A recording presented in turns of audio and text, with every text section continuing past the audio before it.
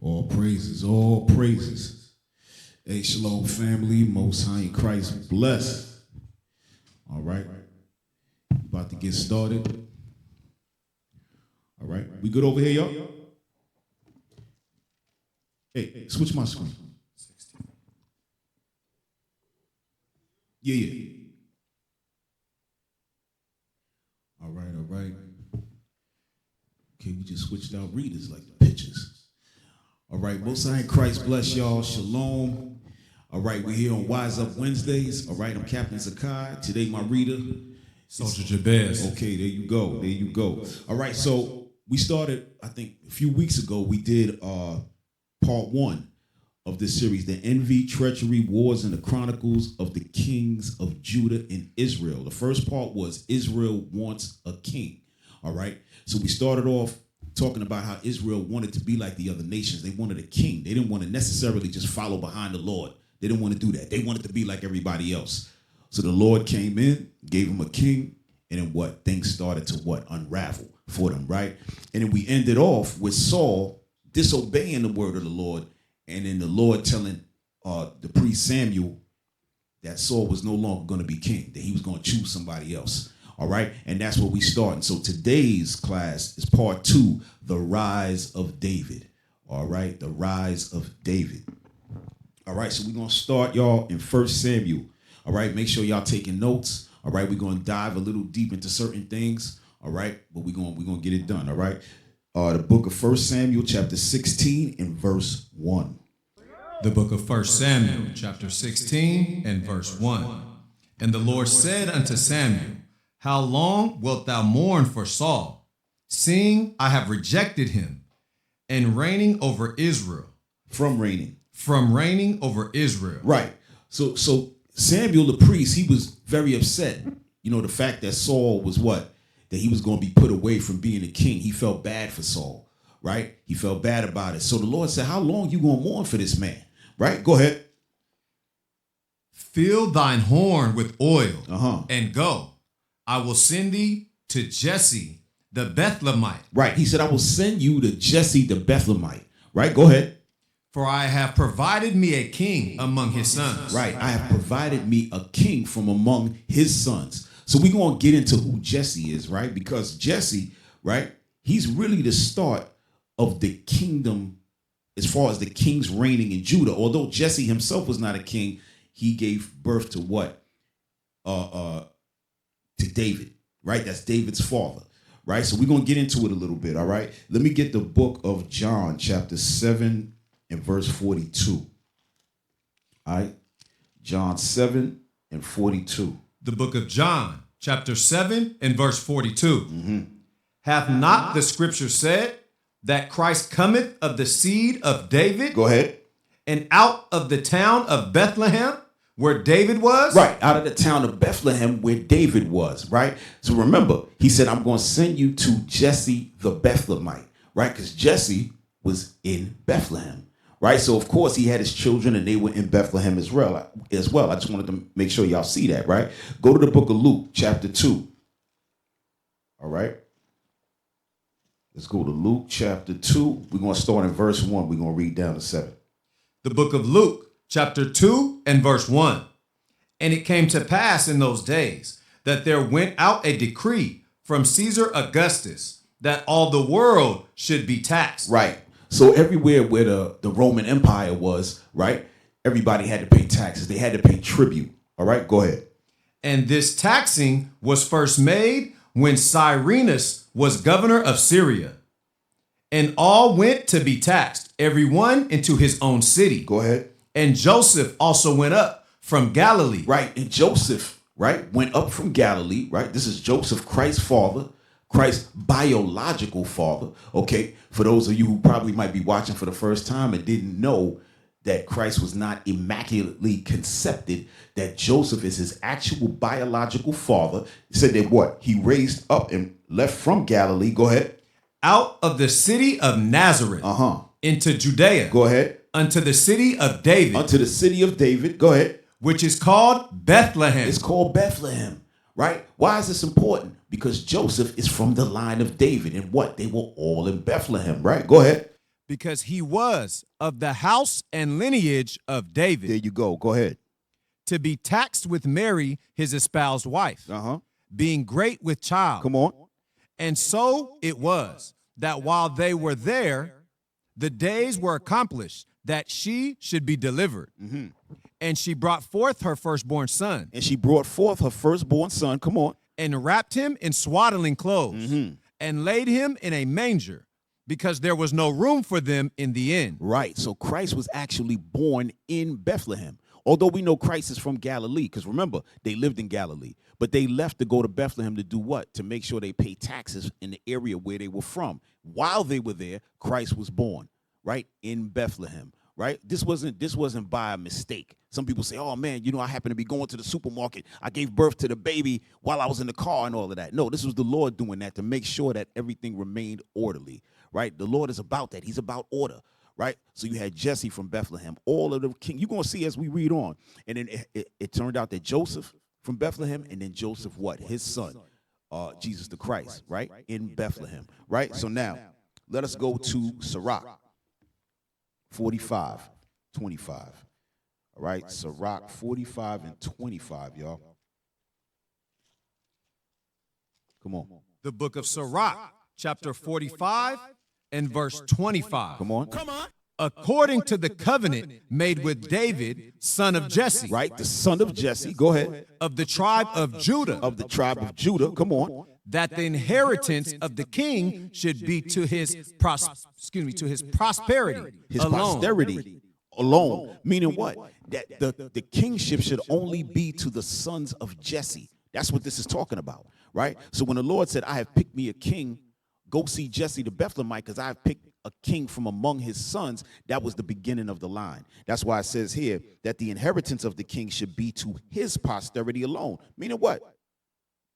The covenant made with David, son of Jesse, right? From David down, right? But Jesse is the man. I just want to show y'all, we're going to go a little bit further on Jesse, but I want to get into Jesse a little bit so we can show the beginnings of David, right? Because this right here is the rise of David, right? Go ahead, read on.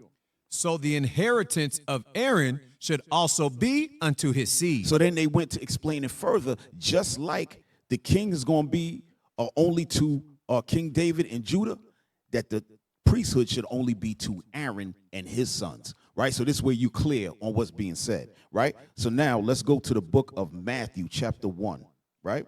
Because what we want to do, we want to show the genealogy. We want to show the genealogy. We want to get into who Jesse is and then how David came about, right? We're going to start in verse 1. We're going to read down to verse 5. Come on. Yes, sir. Matthew, chapter 1 and verse 1. The book of the generation of Jesus Christ, the son of David, the son of Abraham. Go ahead.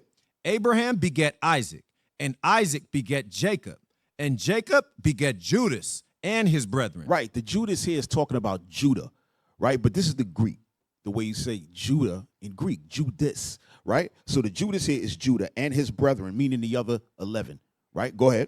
And Judas begat Phares, and Zerah of Tamar. Right. And Phares begat Esrom, and Esrom begat Aram. And Aram begat Aminadab, and Aminadab begat Naseam, and Naseam begat Salomon. Go ahead. And Salomon begat Boaz. Booz.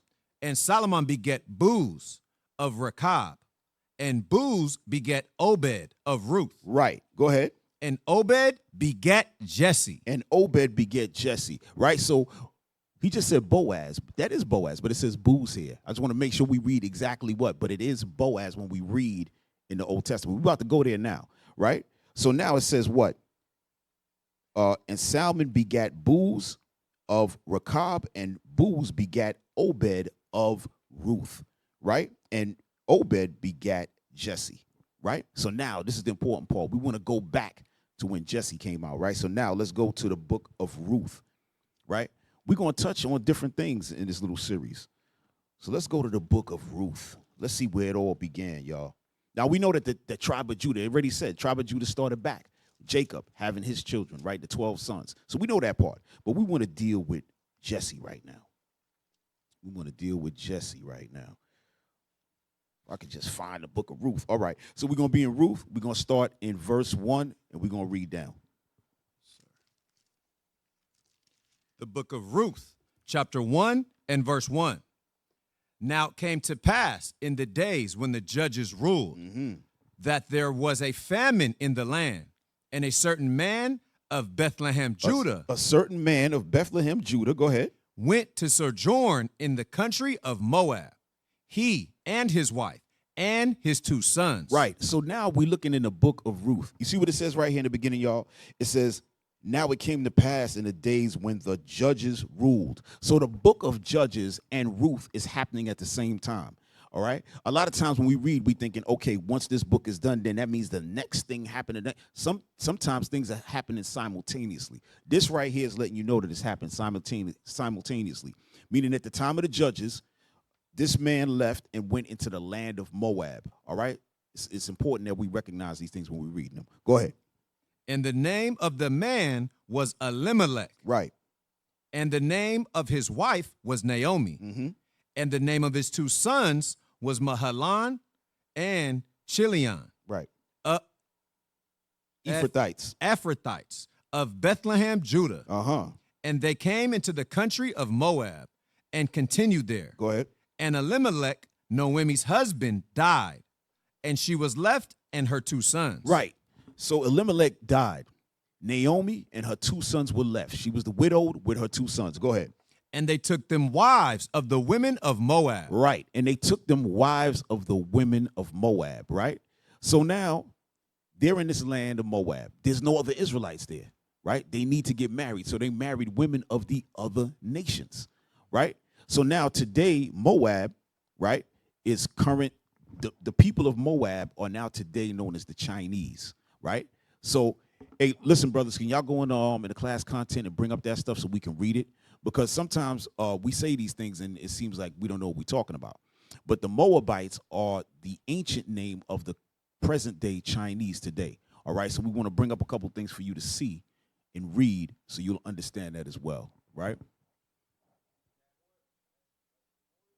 Y'all want it up there? Okay. Can you see that, bro? I'll read it. This is called the Dragon, Image, and Demon, or the 3 religions of China: Confucianism, Buddhism, and Taoism. The mythology, idolatry, and demonolatry of the Chinese, right? This is important because we're going to read something as we move along, right? So I want y'all to remember this. These are the 3 religions of China, the main ones. All right. Next page, y'all. You might want to move me so he can read it. Yes, sir. Right there. You can see it right there? Yes, sir. All right, all praises. The heathen are to be awakened so that they may come up to the valley of Jehoshaphat, which denotes a place of judgment. Which denotes a place of judgment. As the Lord destroyed the enemies of Jehoshaphat, so he will destroy the enemies of his kingdom. Right. It's talking about in the valley of decision. When that World War III is going to come, all the other enemies will be destroyed. But go ahead. It is significant that it was Moab and Ammon, the ancestors of China and Japan. You see that? It is significant that it was Moab and Ammon, the ancestors of China and Japan. Right? Go ahead. Who came against Jehoshaphat to battle. Today, their descendants are the people of 2 great heathen countries. Go ahead. Both of which will evidently be against Israel in the final phase of the present world conflict. That's right. Go ahead. Which will begin when Gog of the land of Magog moves toward the mountains of Israel. Right. So it's letting you know right here, Moab is China, Ammon is Japan. Right? Go ahead. Final theater of war? No, you good. You good. Go to the next slide. Go ahead. I have a pamphlet of 40 pages by Sakana dated 1906. It is the report of the lecture delivered at Exeter Hall, London. At Exeter Hall, London, on December 12th, 1901, and deals with the arguments drawn from history and prophecy, providing that China is Moab. Proving that China is Moab. Right, proving that China is Moab. So again, another piece of proof. Right, go ahead. Next slide. Should be one more. The book, classic reprint series, The Destiny of America, with an appendix, Who Are the Japanese? Who are the Japanese? But go ahead. Just read where it's underlined. Yes, sir. As of Moab, it may be. We have heard the pride of China. He is exceedingly proud. His loftiness and his arrogancy and his pride and his haughtiness of his heart. Right. So they getting that from the book of Jeremiah 48, right? And they recognize that Moab is China, right? So when we read in here, all right, so y'all can drop that.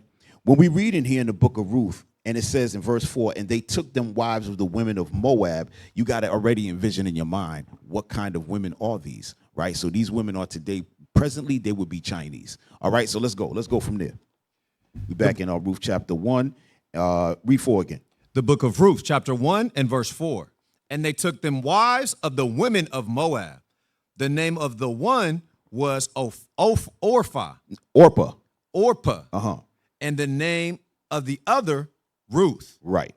And they dwelled there about 10 years. Right. So you see, one of the Moabite women, her name was Ruth. The book of Ruth is named after a Moabite. Okay. So Ruth is not an Israelite. Okay. But the book is named after her.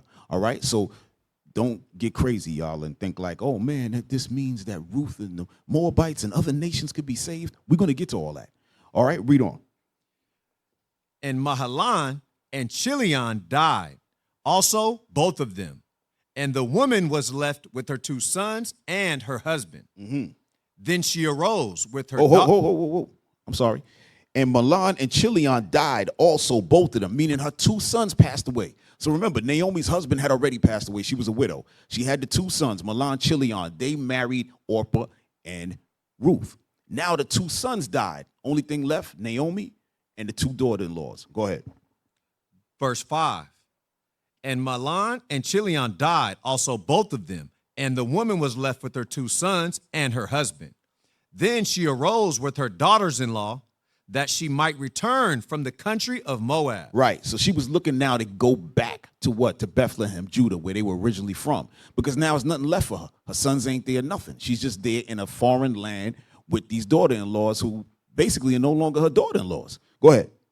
For she had heard in the country of Moab how that the Lord had visited his people in giving them bread. Right. So there was no longer a famine back home, because that's why they left originally. So all them years had passed, and then the Lord, he had blessed Israel again. So she was like, you know what? Let us trek back over there, or let me go back, rather. Go ahead. Wherefore she went forth out of the place where she was, and her 2 daughters-in-law with her. And they went on the way to return unto the land of Judah. Go ahead. And Naomi said unto her 2 daughters-in-law, Go, return each to her mother's house. Right. Naomi said to her 2 daughters-in-law, go back to your mother's house, right? Because my sons are no more. Ain't no sense in y'all following me, because I'm going back home. Go ahead. The Lord deal kindly with you, as ye have dealt with the dead and with me. The Lord grant you that ye may find rest, each of you in the house of her husband. Then she kissed them, and they lifted up their voice and wept. Come on. And they said unto her, Surely we will return with thee unto thy people. Right. So both of the daughter-in-laws said, well, you know what? We love you so much. We'll go with you back to what? To Judah. Back to the land of Judah with you and your people, the Israelites. That's what they saying to her. Go ahead, read. And Naomi said, Turn again, my daughters. Why will ye go with me? Are there yet any more sons in my womb, that they may be your husbands? Right. So Naomi said to the 2 daughter-in-laws, why would you come back with me? I don't have any more sons in my womb for me to give birth to, for you to marry. Right? Why would she make a statement like that? Let's go to the book of Deuteronomy 25, 5 through 10. All right? Let's go there, y'all. Why would she make a statement like that?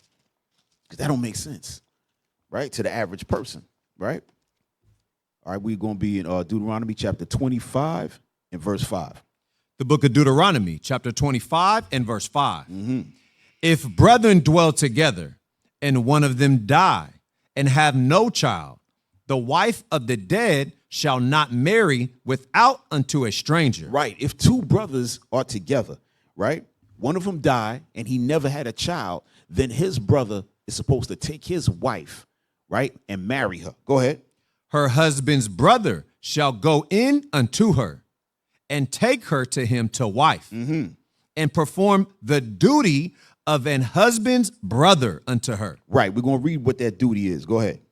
And it shall be that the firstborn which she beareth shall succeed in the name of his brother, which is dead, that his name be not put out of Israel. Right. So if he die off, then his brother is to go in unto his wife, marry her, and that first child that they have will be named after his brother. It will be as if it's his brother's child, like legally and everything. That will be his brother's child, so that what? His brother's name remains in Israel. That's what the law was, right? Go ahead, read on. And if the man like not to take his brother's wife, Right. So if the man say, you know what, I don't want my brother's wife, I don't want to do it. Go ahead.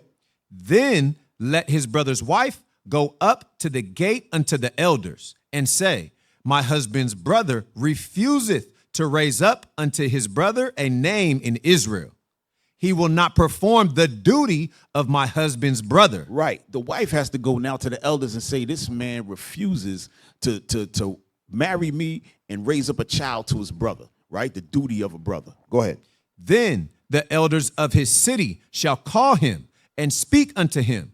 And if he stand to it and say, I like not to take her, then shall his brother's wife come unto him in the presence of the elders and loose his shoes from off his foot and spit in his face, and shall answer and say, so shall it be done unto the man that will not build up his brother's house. Right. So when you don't do that, they loose the shoe off the foot, spit in his face. Now, I don't know if that's her screaming on him or literally spitting in his face, but it's not a good look. Most likely it's some real spit, right? And what? It said, so shall it be done unto that man that will not build up his brother's house. Read verse 10. Verse 10, and his name shall be called, and his name shall be called in Israel, the house of him that hath his shoe loosed. Right. That hath his shoe loose, and everybody gonna know that he never wanted to have a child with his brother's wife and raise up seed to his brother, right? Everybody's gonna know that, right? So from there, so now we understand why Ruth said what she said, because those two, although they were of another nation, she was still had them underneath what? The laws. They had to have been keeping the laws that whole time. So now, because they couldn't marry a stranger, that's why she said, I don't have no more sons for you to marry, so you might as well go home, right? Let's get this real quick. Go to the book of Genesis chapter 38. All right?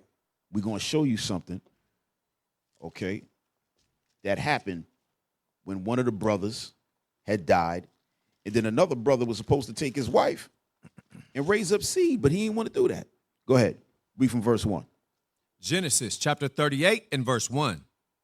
And it came to pass at that time that Judah went down from his brethren and turned in to a certain Adulamite, whose name was Herah. Right. So this is the forefather Judah we reading about. This is the forefather Judah we reading about, who the land of Judah where Naomi is about to go back to and all of that. This is the forefather Judah we reading about, right? So what? He went to a certain Adulamite whose name was Herah. Go ahead.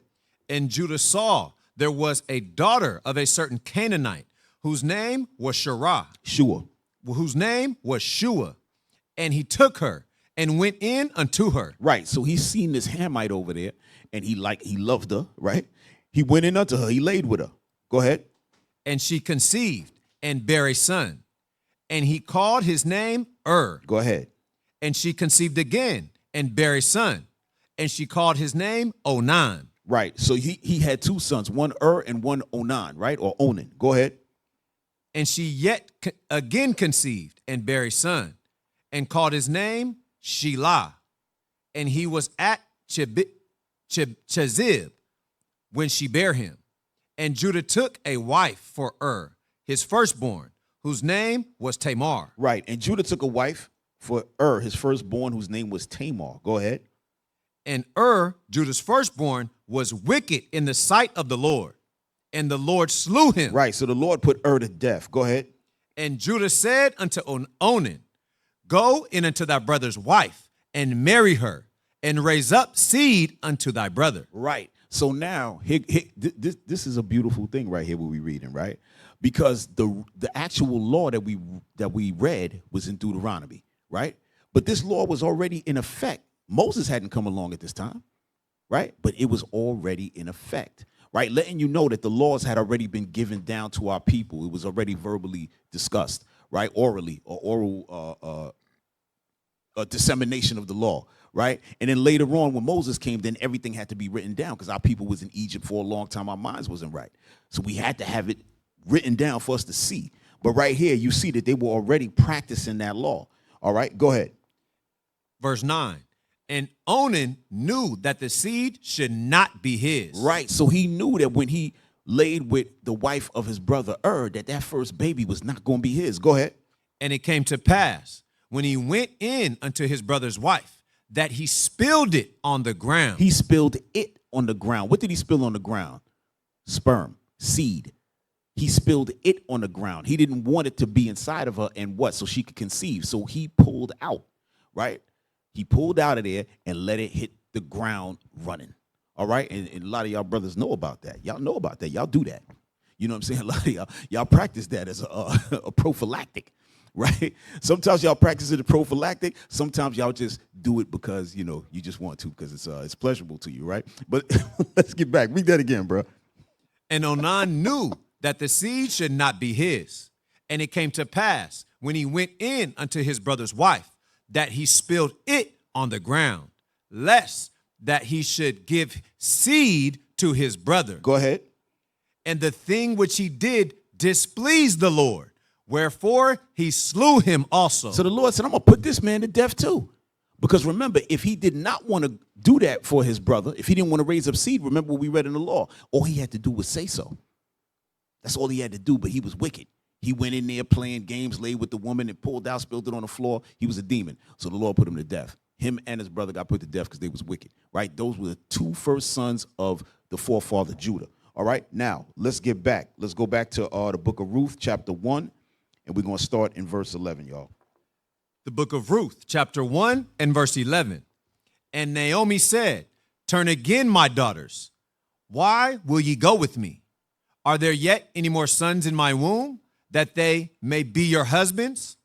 Turn again, my daughters, and go your way. For I am too old to have an husband. She said, I'm not going to get married again. I'm not doing it. I can't have no more kids. Go ahead. If I should say, I have hope, if I should have an husband also tonight, and should also bear sons. Go ahead. Would ye tarry for them till they were grown? Right. She said, even if I had some kind of hope in a husband, I get a husband tonight, I get pregnant tonight, then I still got to wait a whole year for them babies to come out. Are you going to wait 18 years plus or whatever to marry these kids? The answer is going to be no, of course. Go ahead. Would ye stay for them from having husbands? Right. Would you lay off from laying with other men and go and getting another husband? That's what she's saying. Go ahead. Nay, my Right. daughters, for it grieveth me much for your sakes that the hand of the Lord is gone out against me. Go ahead. And they lifted up their voice and wept again.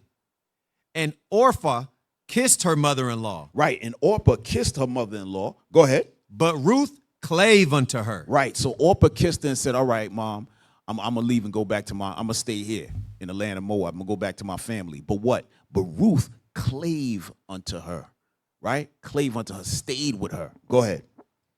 And she said, behold, thy sister-in-law is gone back unto her people and unto her gods. Oh, I like that. And unto her gods. Remember what we seen in that book, right? That book said the three main religions of China, right? It was Buddhism, Confucianism, I think, and what was the other one?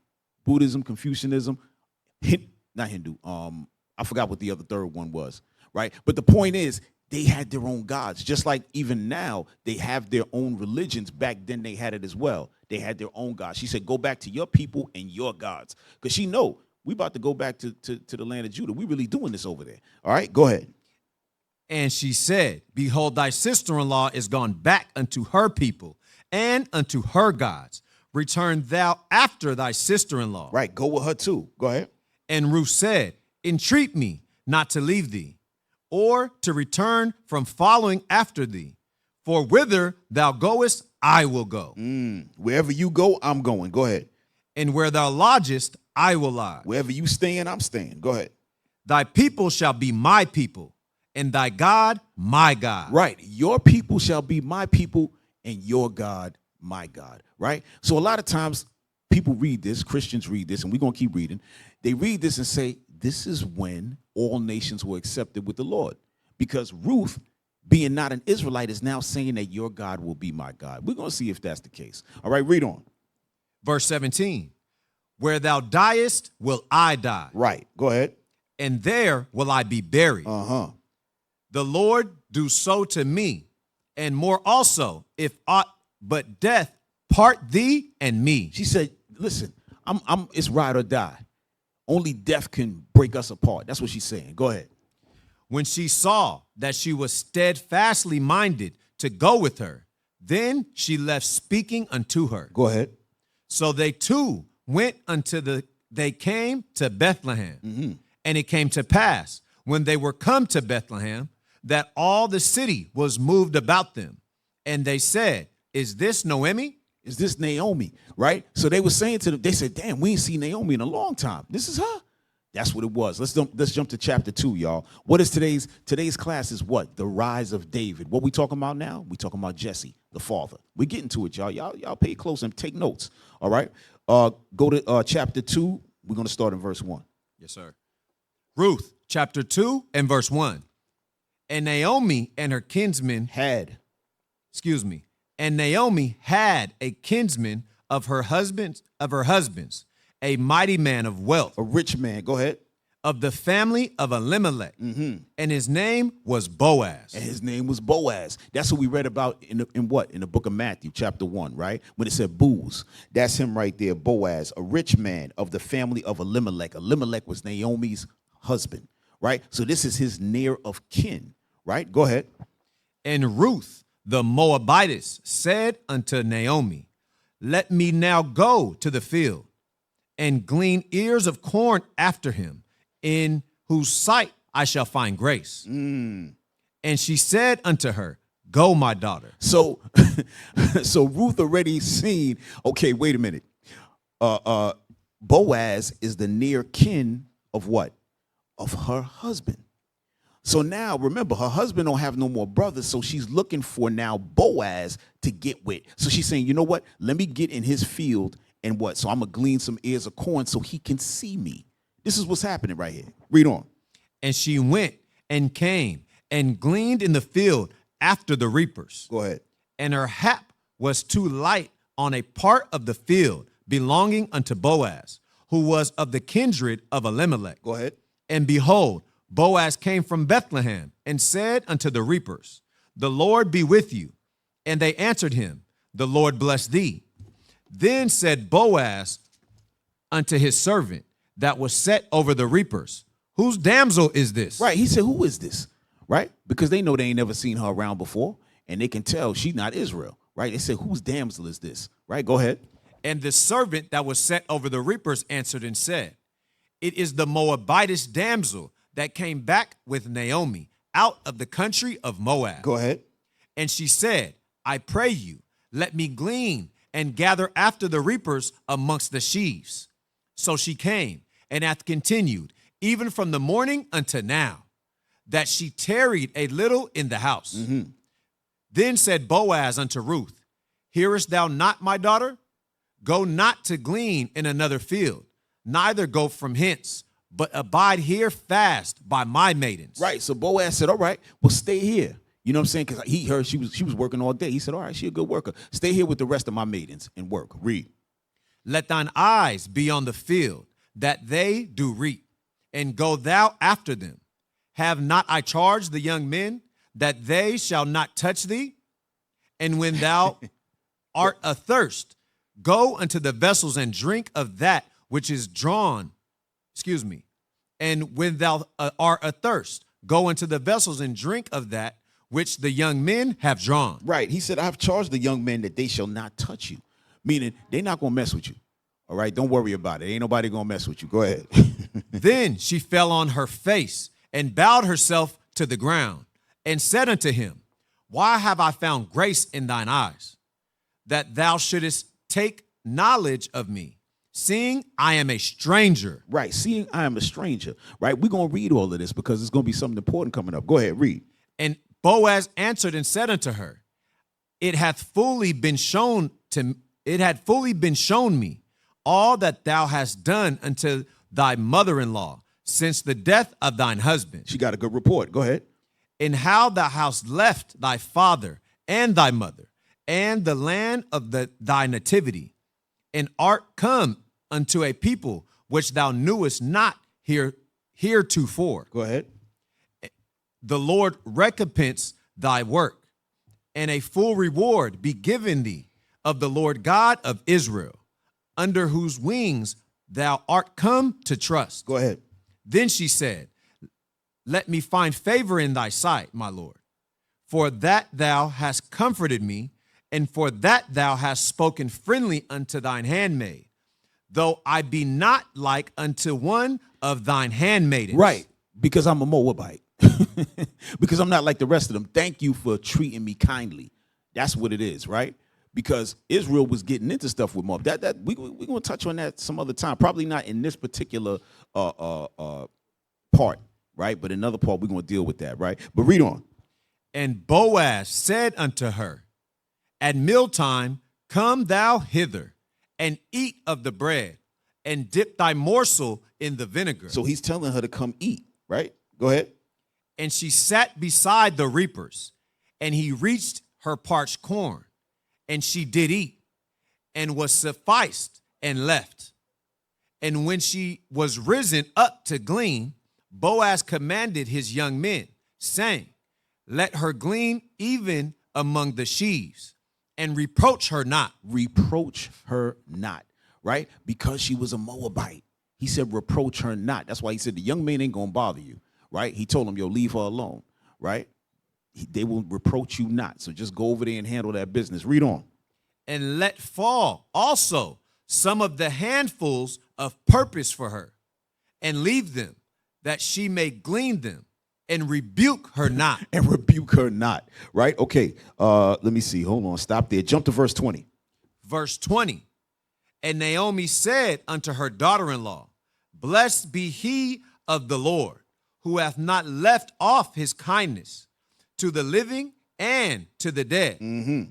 And Naomi said unto her, the man is near of kin unto us, one of our next kinsmen. Right. So Naomi's letting Ruth know that Boaz this is our guy.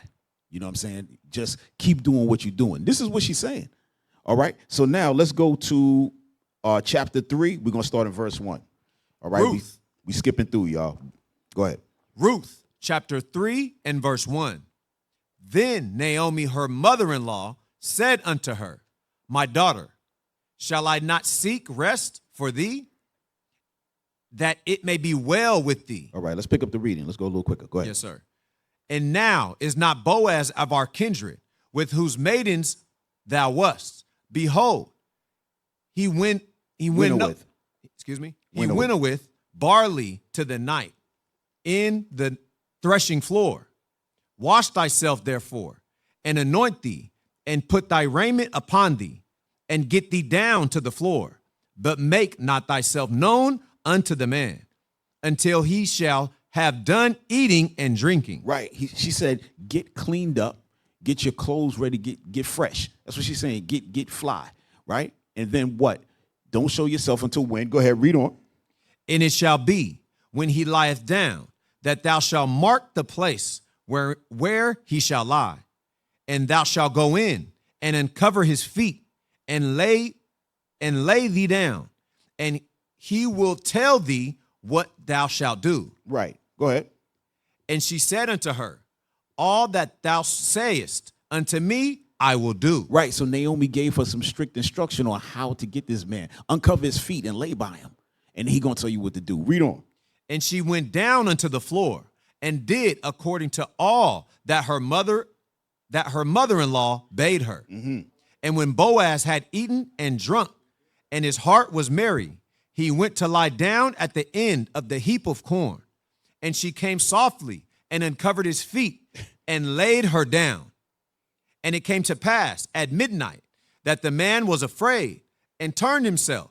And behold, a woman lay at his feet. Right, because she came quietly, right? She was very ladylike. She came very quiet. She pulled it back softly and laid down. He got scared. He said, I got a woman in the bed, basically. That's what it is. Read. And he said, Who art thou? Damn. And she answered, I am Ruth, thine handmaiden. Spread therefore thy skirt over thine handmaiden, for thou art a near kinsman. She says, spread thy skirt over thine handmaid because you a near kinsman, meaning what? Take me as your wife. That's what it's talking about. Spread your skirt over your handmaid, meaning take care of me. I'm going to be here to take care of you. That's why she laid at his feet. It's a whole thing, right? That's why Naomi had to tell her exactly what to do, because he would understand what she was doing as a cultural thing, right, amongst our people. Read.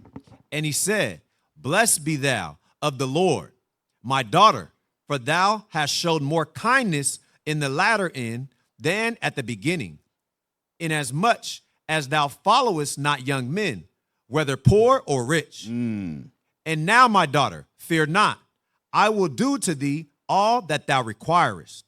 For all the city of my people doth know that thou art a virtuous woman. Right, so she proved herself that she's a virtuous woman, right? Go ahead.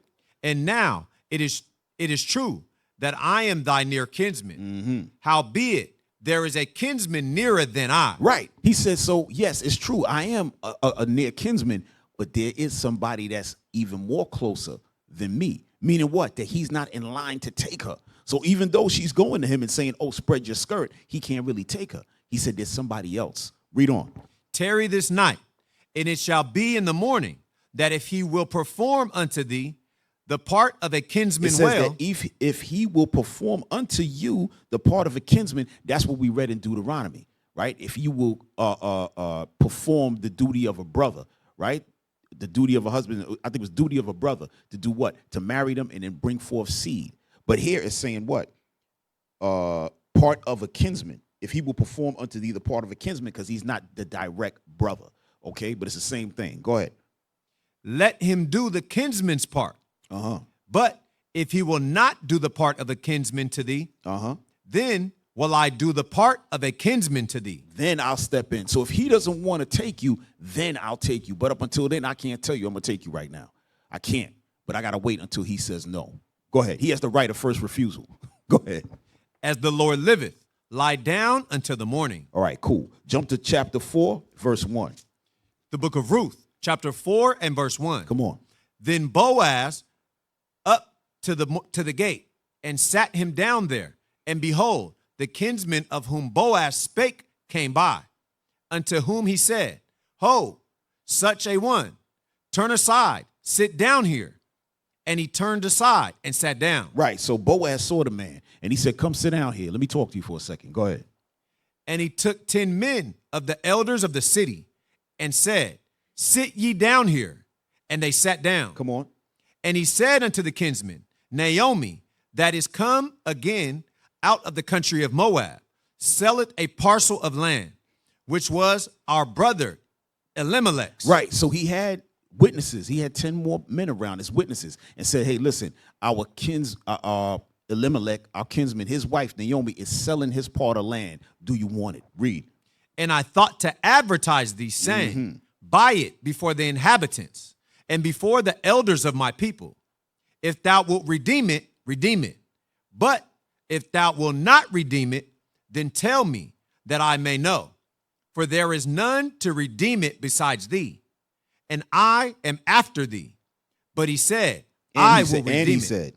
And he said, I will redeem it. Right. Now, if you notice how he's posing this to his kinsman, right? He didn't say, hey, listen, Elimelech's son passed away. Her name is Ruth. She's looking for somebody. He didn't do that. He said there's a parcel of land to be sold. This is how he's pushing.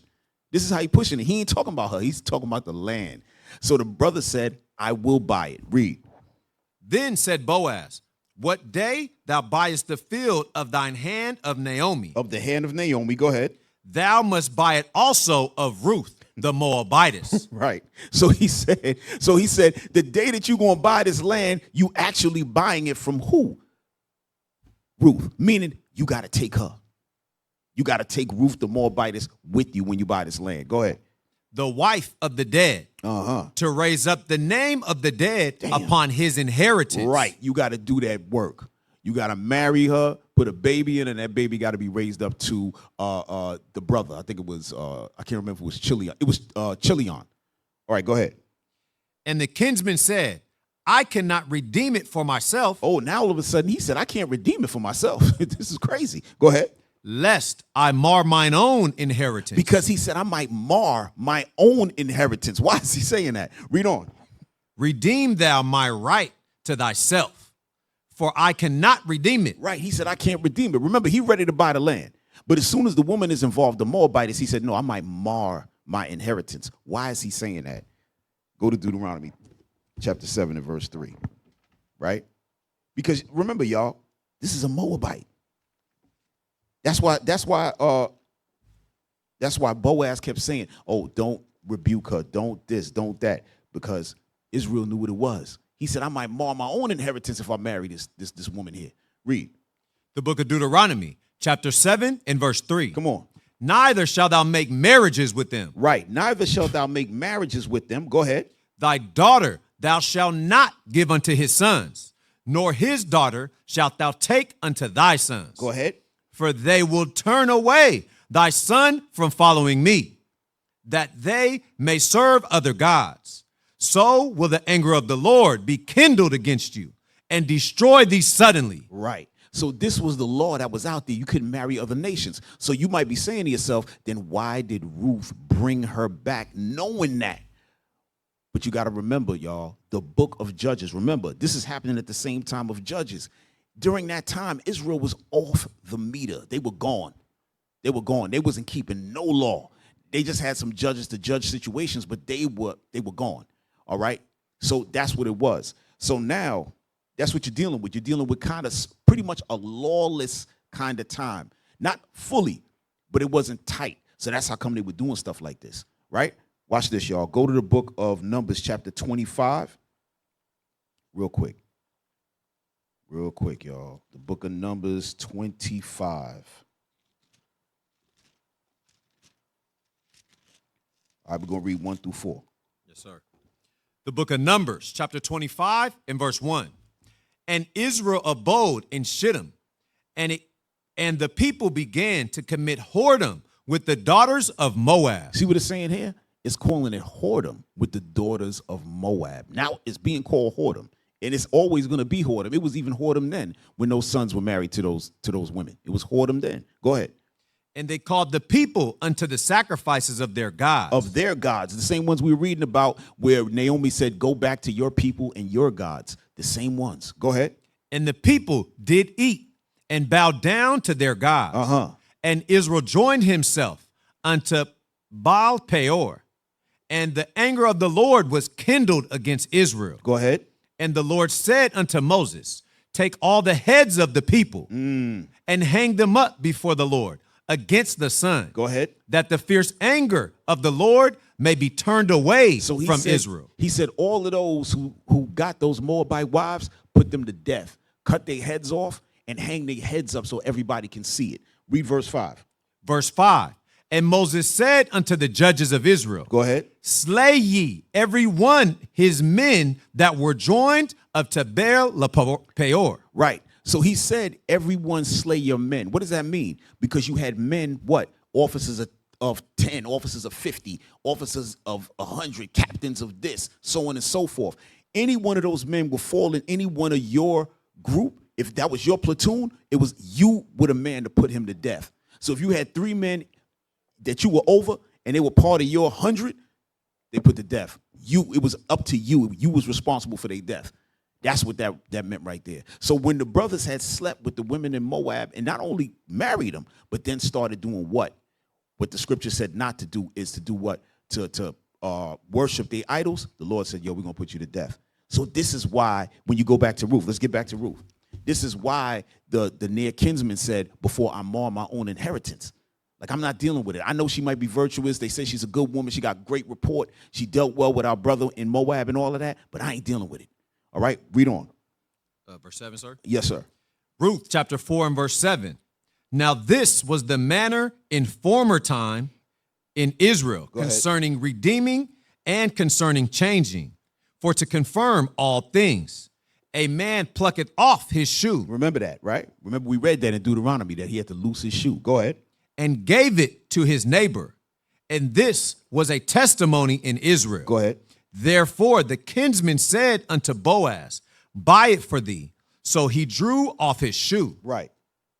And Boaz said unto the elders and unto the people, ye are witnesses this day that I have bought all that was Elimelech's and all that was Chilion's and Mahlon's of the house of Naomi. In the hand of Naomi. Of the hand of Naomi. Moreover, Ruth, the Moabitish, and the wife of Mahlon have I purchased to be my wife. Right, so she was Mahlon's wife, not Chilion. Mahlon's wife. Go ahead. To raise up the name of the dead upon his inheritance, that the name of the dead be not cut off from among his brethren, and from the gate of his place. Ye are witnesses this day. Go ahead. And all the people that were in the gate, and the elders said, we are witnesses. Right. The Lord make the woman that is come into thine house like Rachel and like Leah. Go ahead. Which two did build the house of Israel. Right, hold on. And all the people that were in the gate, and the elders said, we are witnesses. The Lord make the woman that is come into thine house like Rachel and like Leah. Because what? Rachel and Leah were not Israelites. So that's what they're saying. That Ruth is going to be like those two. She's going to give birth to more Israelites. That's what that means. All right, read on. And all the people that were in the gate and the elders said, we are witnesses. The Lord make the woman that is come into thine house like Rachel and like Leah, which two did build the house of Israel. Right, which two did build the house of Israel. Go ahead. And do thou worthily in Ephrathah and be famous in Bethlehem. All right. So let's jump to verse 16 and 17. Ruth chapter 4 and verse 16. And Naomi took the child and laid it in her bosom and became nurse unto it. Right. And Naomi took the child. She got pregnant. She had a baby. I'm sorry, not Naomi. Ruth had the child, got pregnant, had the child. So Naomi now is what? She's holding her grandchild. Well, not really her grandchild, but the child. Go ahead. And the woman, her neighbors, gave it a name, saying, there is a son born to Naomi. And they called his name Obed. Right. So they said that this son was belonging to Naomi. Right. I want y'all to pay attention to that. Why didn't they say it was born to Ruth? They didn't say that. They said it was born to Naomi. Right. She didn't have the baby. Ruth had the baby. But they said the baby was born to Naomi. Right. Because she was Israel. Go ahead. He is the father of Jesse, the father of David. Right. Hold on. And they called his name Obed. Right? He is the father of Jesse, the father of David. Right? So Obed now was what? He was the seed that was raised up unto Mahlon. Right? And now Obed went on to give birth to who? Jesse. That's who we was reading about. That's how we first started. So I just wanted to give y'all the history on how we even got to David. So yes, David in his lineage has what? A Moabite great-grandmother, I would imagine. And Jesse, that would be his grandmother, right? That would be Jesse's grandmother. So that's in it. But y'all already know that the seed comes through the father, right? That's why Ruth's name wasn't mentioned when it was time to when it was giving love to who the child belonged to. All right? So all praises. I mean, they talked about Ruth that she's going to be what? Giving birth and building Israel like Rachel and Leah, but y'all understand. All right, so let's go back. Let's go to, this is what I want to get. Get Jeremiah 30 real quick, y'all. Because I know sometimes things run through our head like, but how is that she's not going to be saved? Because sometimes it's like that. We have these thoughts in our mind, right? Why did the Lord choose her to have the child instead of just some other Israelite? We just keep it pushing. But your thoughts are not the Lord's thoughts. Well, go ahead. We in Jeremiah chapter 30 and verse 11. Yes, sir. Jeremiah 30 and verse 11. For I am with thee, saith the Lord, to save thee, though I make a full end of all nations, whither I have scattered thee. Right. Every nation is going to be made a full end, meaning they're no longer going to exist. They're not getting the kingdom. So even though Ruth did that, okay, that was good, right? But she's not making the kingdom. That's what it's saying right here. I'm going to make a full end of all nations where I have scattered you. Read. Yet will I not make a full end of thee. I will not make a full end of the Israelites, because we're going to be what? Forever. We're going to be forever on this planet, right? Everlasting life. That's what it's talking about. Read. But I will correct thee in measure. Damn. And will not leave thee altogether unpunished. But first, you got to get punished for all your stupidity and iniquity, right? But the point is, these other nations not getting the kingdom, including Ruth. That's it. So just in case y'all was over there and crying for her. All right. So now let's go back to 1 Samuel chapter 16, where we started. I know we took a big, long route, but we got to do that because we got to be able to piece this whole thing together, y'all. And as we go through in the series, you're going to understand why that split even happened and how this impacted the split that came how the split impacted what we're reading about the Jews and the Greeks. Y'all going to understand all that. We're going to put this whole thing together, all right? But stay patient, all right? And let's read. We back in 1 Samuel chapter 16, read verse 2. The book of 1 Samuel chapter 16 and verse 2. And Samuel said, how can I go? If Saul hear it, he will kill me.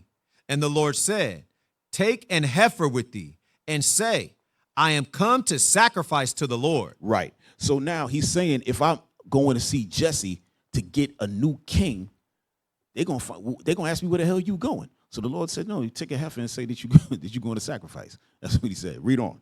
And call Jesse to the sacrifice. Right. And I will show thee what thou shalt do. Uh-huh. And thou shalt anoint unto me him who I name unto thee. Go ahead. And Samuel did that which the Lord spake, and came to Bethlehem. And the elders of the town trembled at his coming, and said, comest thou peaceably? Right. Remember, we jumped on this on the last part when we did the first part, showing how Samuel was no joke after he slayed King Agag and hewed him to pieces. But this is when he came into the land of Bethlehem, they was like, are you coming peacefully? Because that's what Samuel was on. You never knew what he was on. He might come there to judge a matter, have to put somebody to death. So they said, oh, man, you coming in peace? Go ahead. And he said, peaceably, I am come to sacrifice unto the Lord. Sanctify yourselves and come with me to the sacrifice.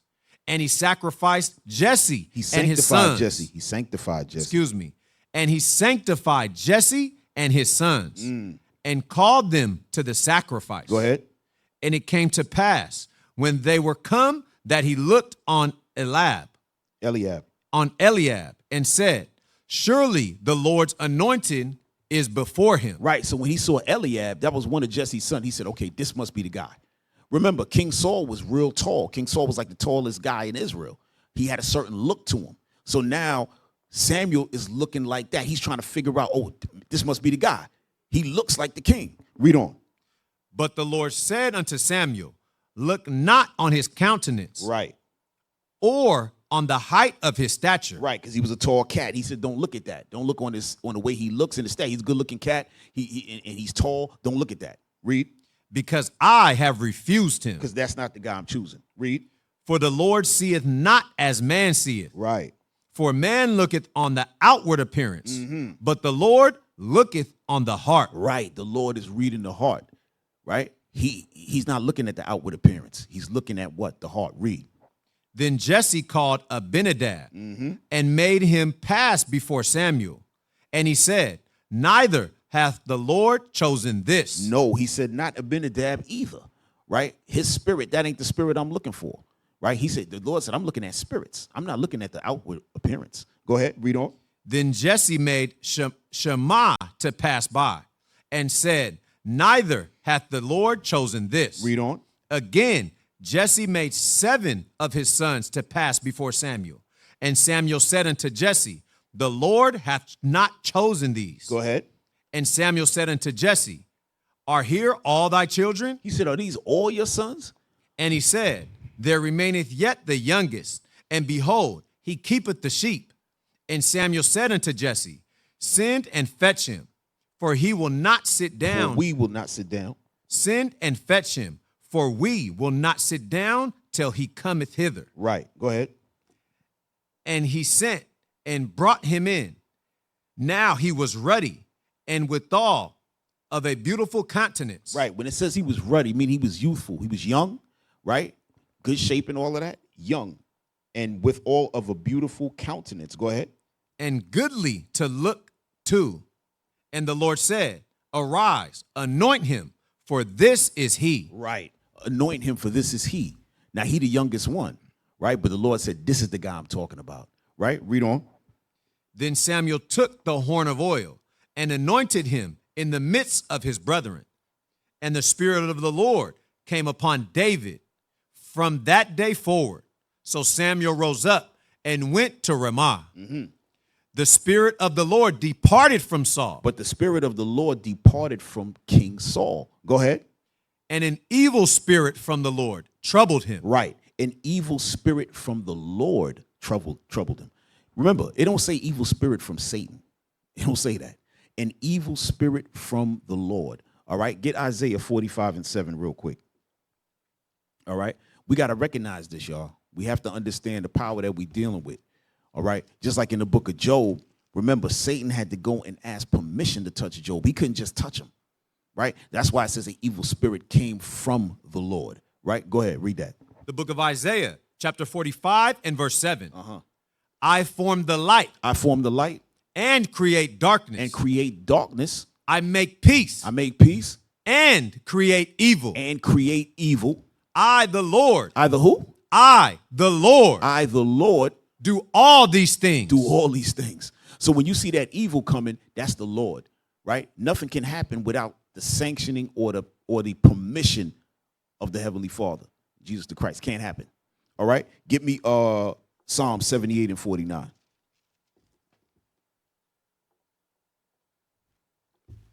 The book of Psalms, chapter 78 and verse 49. Come on.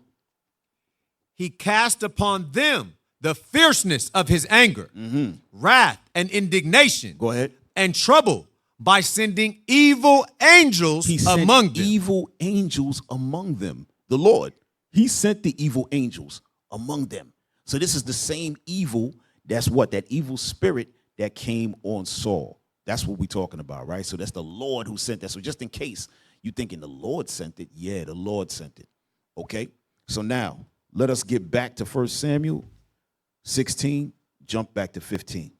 The book of 1 Samuel, chapter 16 and verse 15.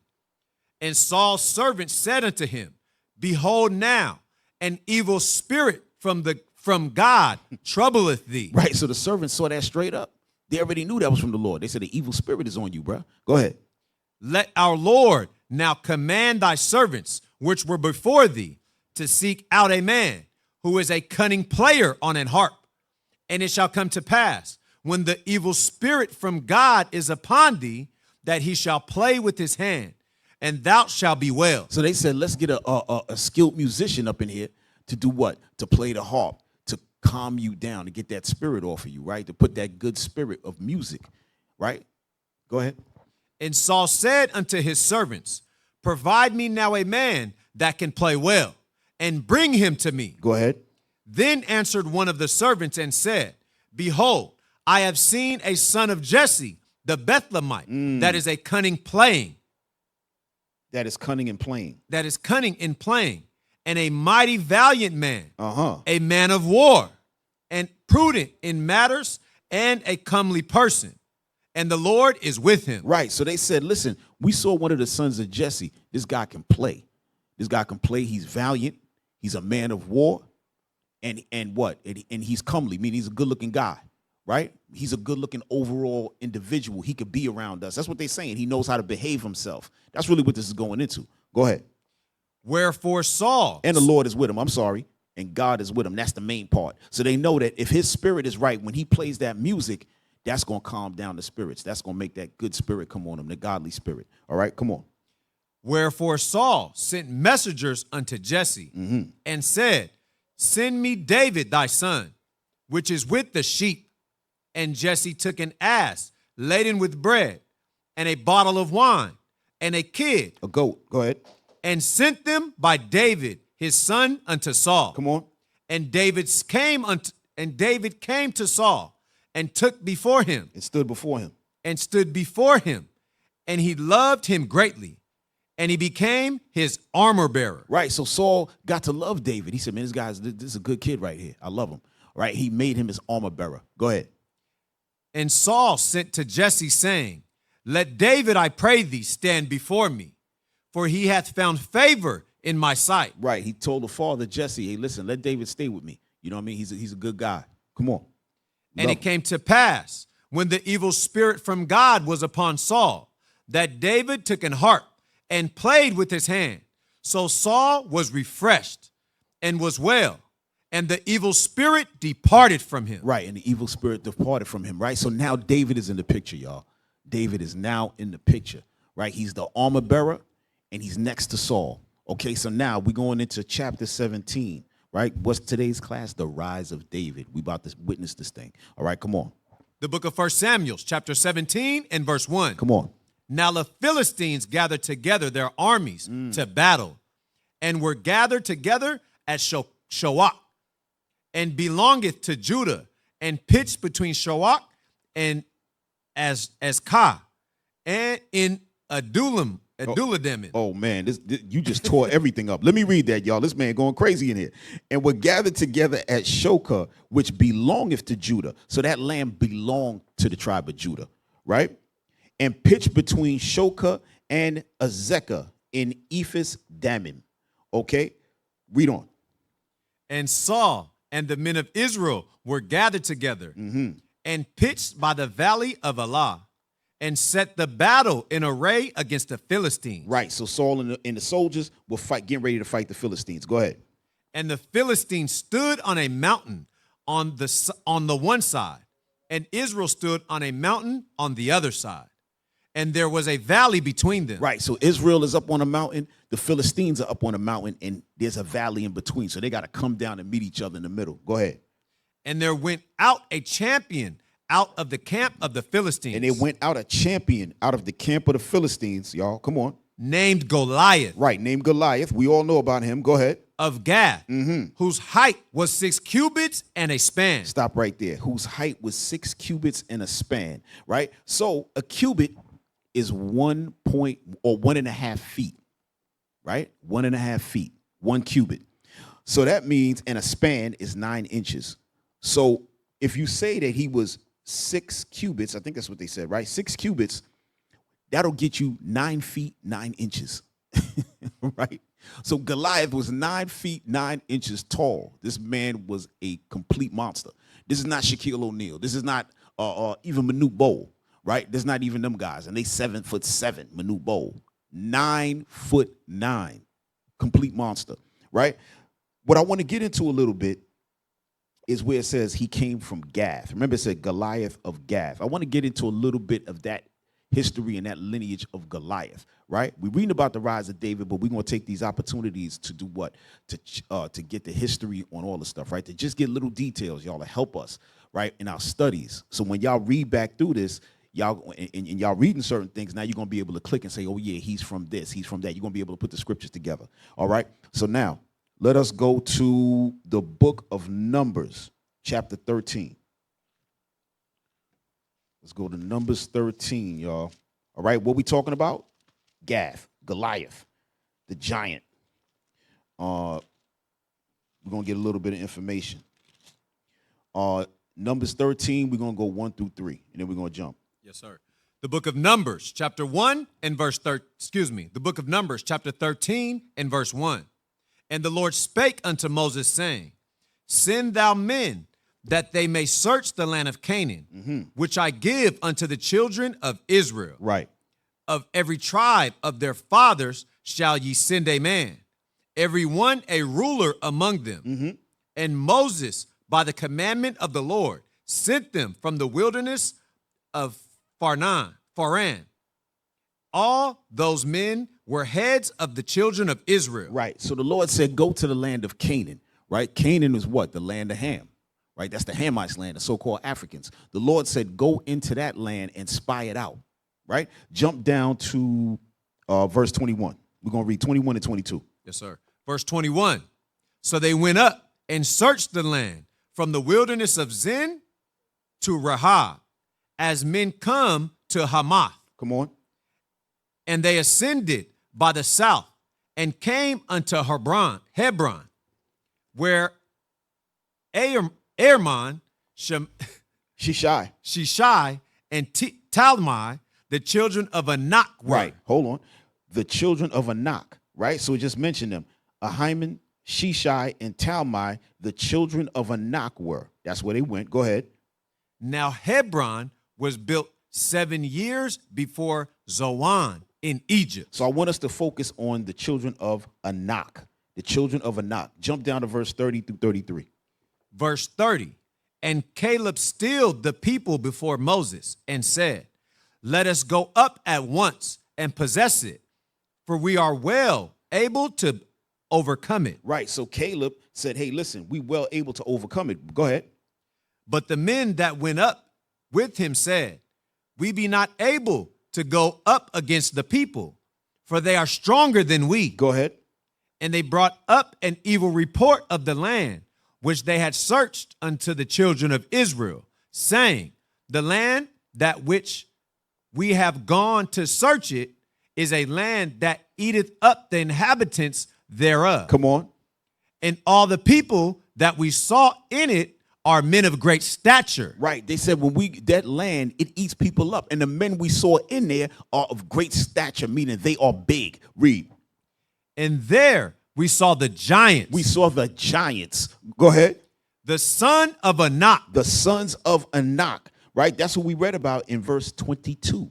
The sons of Anak, and named them. Right. But clearly there's more than just them. But that's where they saw the sons of Anak. Go ahead. Which come of the giants. Which come of the giants. Read. And we were in our own sight as grasshoppers. Damn. Go ahead. And so we were in their sight. And so we were in their sight, meaning that what? We are small compared to these guys, right? Now go to the book of Deuteronomy chapter 2. All right, we're going to go to Deuteronomy chapter 2, starting verse 1. What we reading about? We getting the background on Goliath, right? And we finding out about Gath. Goliath that came from Gath. Deuteronomy chapter 2, starting verse 1. Sorry. The book of Deuteronomy chapter 2 and verse 1. Then we turned and took our journey into the wilderness by the way of the Red Sea. Come on. As the Lord spake unto me. And we compassed Mount Seir many days. And the Lord spake unto me, saying, ye have compassed this mountain long enough. Turn you northward. Go ahead. And command that thou the people, saying, ye are to pass through the coast of your brethren, the children of Esau. Oh, man, I know y'all feel sick seeing that. Right? The Lord said, you got to go through the coast of your brethren, the children of Esau. Yes. Right? Because Jacob and Esau is brothers. So he said, you're going to pass through the coast of your brethren, the children of Esau. Go ahead.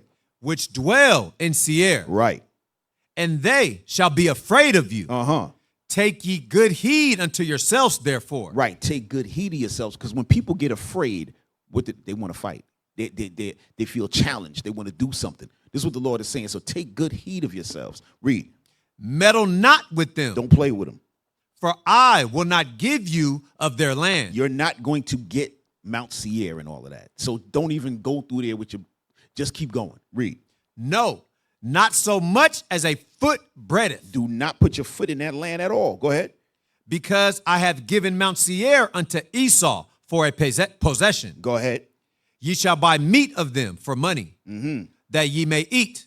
And ye also buy water of them for money, that ye may drink. Right. So if you're going to buy food from them, you're going to get water from them. When he's saying don't put your foot, meaning you're not going to stay there. That's what he's saying. Don't go there and try to camp out and chill. No, just get on out of there. Make sure you pay for everything you getting. Don't get nothing free because y'all with brethren. Don't do that. pay for some food, water, get up out of there. Read. For the Lord thy God hath blessed thee Uh-huh. in all the works of thy hand. Come on. He knoweth thy walking through his great wilderness. These 40 years the Lord thy God hath been with thee. Thou hast lacked nothing. Read. And when we passed by from our brethren, the children of Esau, which dwelt in Mount Seir, through the way of the plain from Elath and from Ezion-Geber, we turned and passed by the way of the wilderness of Moab. Right. Now they're going past the wilderness of Moab. Read. And the Lord said unto me, distress not the Moabites, neither contend with them in battle. Oh, don't distress the Moabites and don't contend with them in battle. Come on. For I will not give thee of their land for a possession. I'm not giving you their land either. Go ahead. Because I have given Ar unto the children of Lot for a possession. Right. They're called the children of Lot. Right. Because remember, Lot is the father of Moab and Ammon. Right. Go ahead. The Emims. The Emims. Hold on. Listen close. The Emims. Go ahead. The Emims dwelt there in the times past, a people great. A people great. And many. Uh-huh. And tall. And what? And tall. Go ahead. As the Anakims. As the Anakims. Remember, the children of Anak. Now here's saying Anakims. Go ahead. Which also were accounted giants. Which also were accounted giants. Right? The children of Anak. Now they call Anakims. And earlier they were called Emims. Right? Go ahead.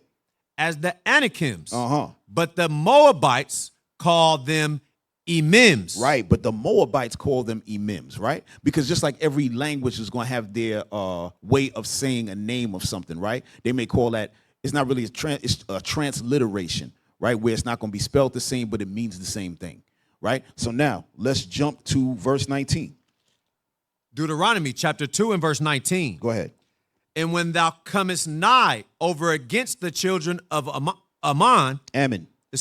against the children of Ammon, distress them not. Go ahead. Nor meddle with them. Go ahead. For I will not give thee the land of the children of Ammon, any possession. So the same thing here. I'm not giving you the land of Ammon. I'm not giving you the land of Moab. I ain't giving you the land of Esau.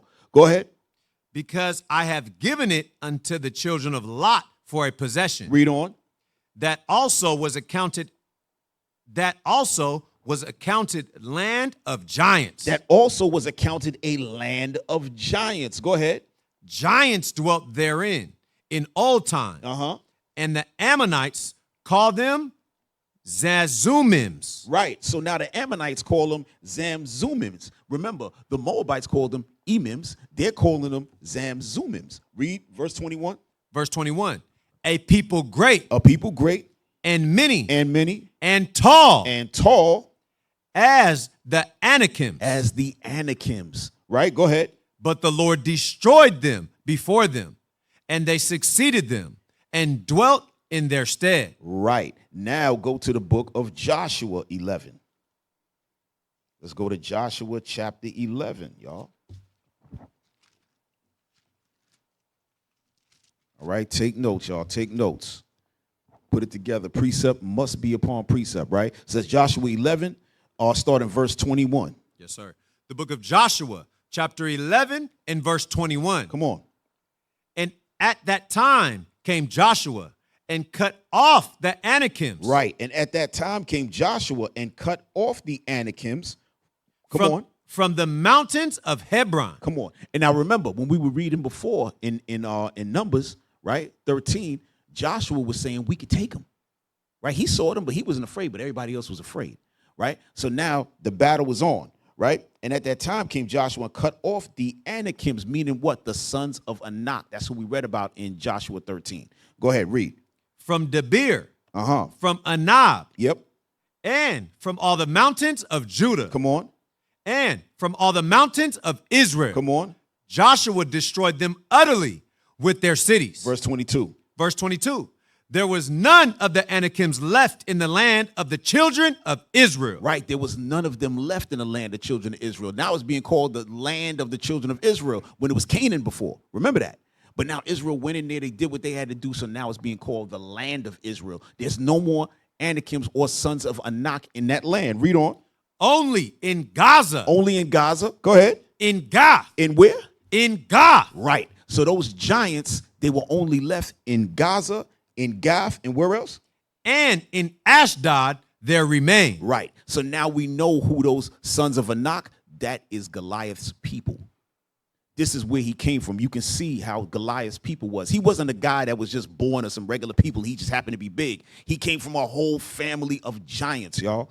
All right, so let's make sure we understand that. Go to Exodus chapter 13. No, I'm sorry, Genesis 26. I want to show y'all something because when you read through the scriptures, Israel is always beefing with the Philistines.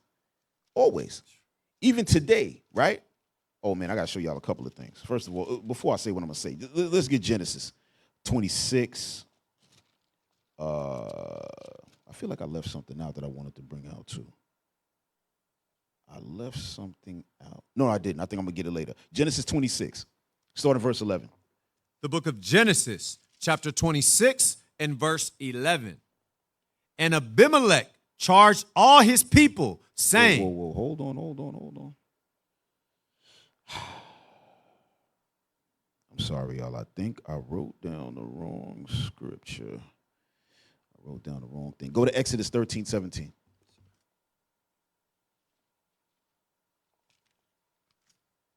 I'll figure out what I wanted to say. I'm sorry, y'all. I wanted to bring something out there, but I think I wrote down the wrong scripture. I'll figure it out in a couple seconds. But go to Exodus 13:17. The book of Exodus, chapter 13 and verse 17. And it came to pass when Pharaoh had let the people go, and God Go ahead. And God led them not through the way of the land of the Philistines, although that was near. Right. He didn't lead them through the land of the Philistines, although it was near. Go ahead.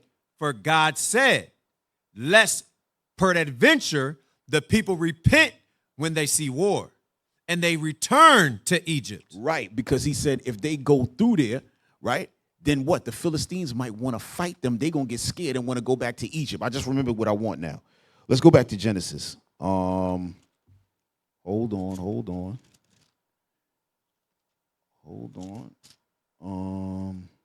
Damn.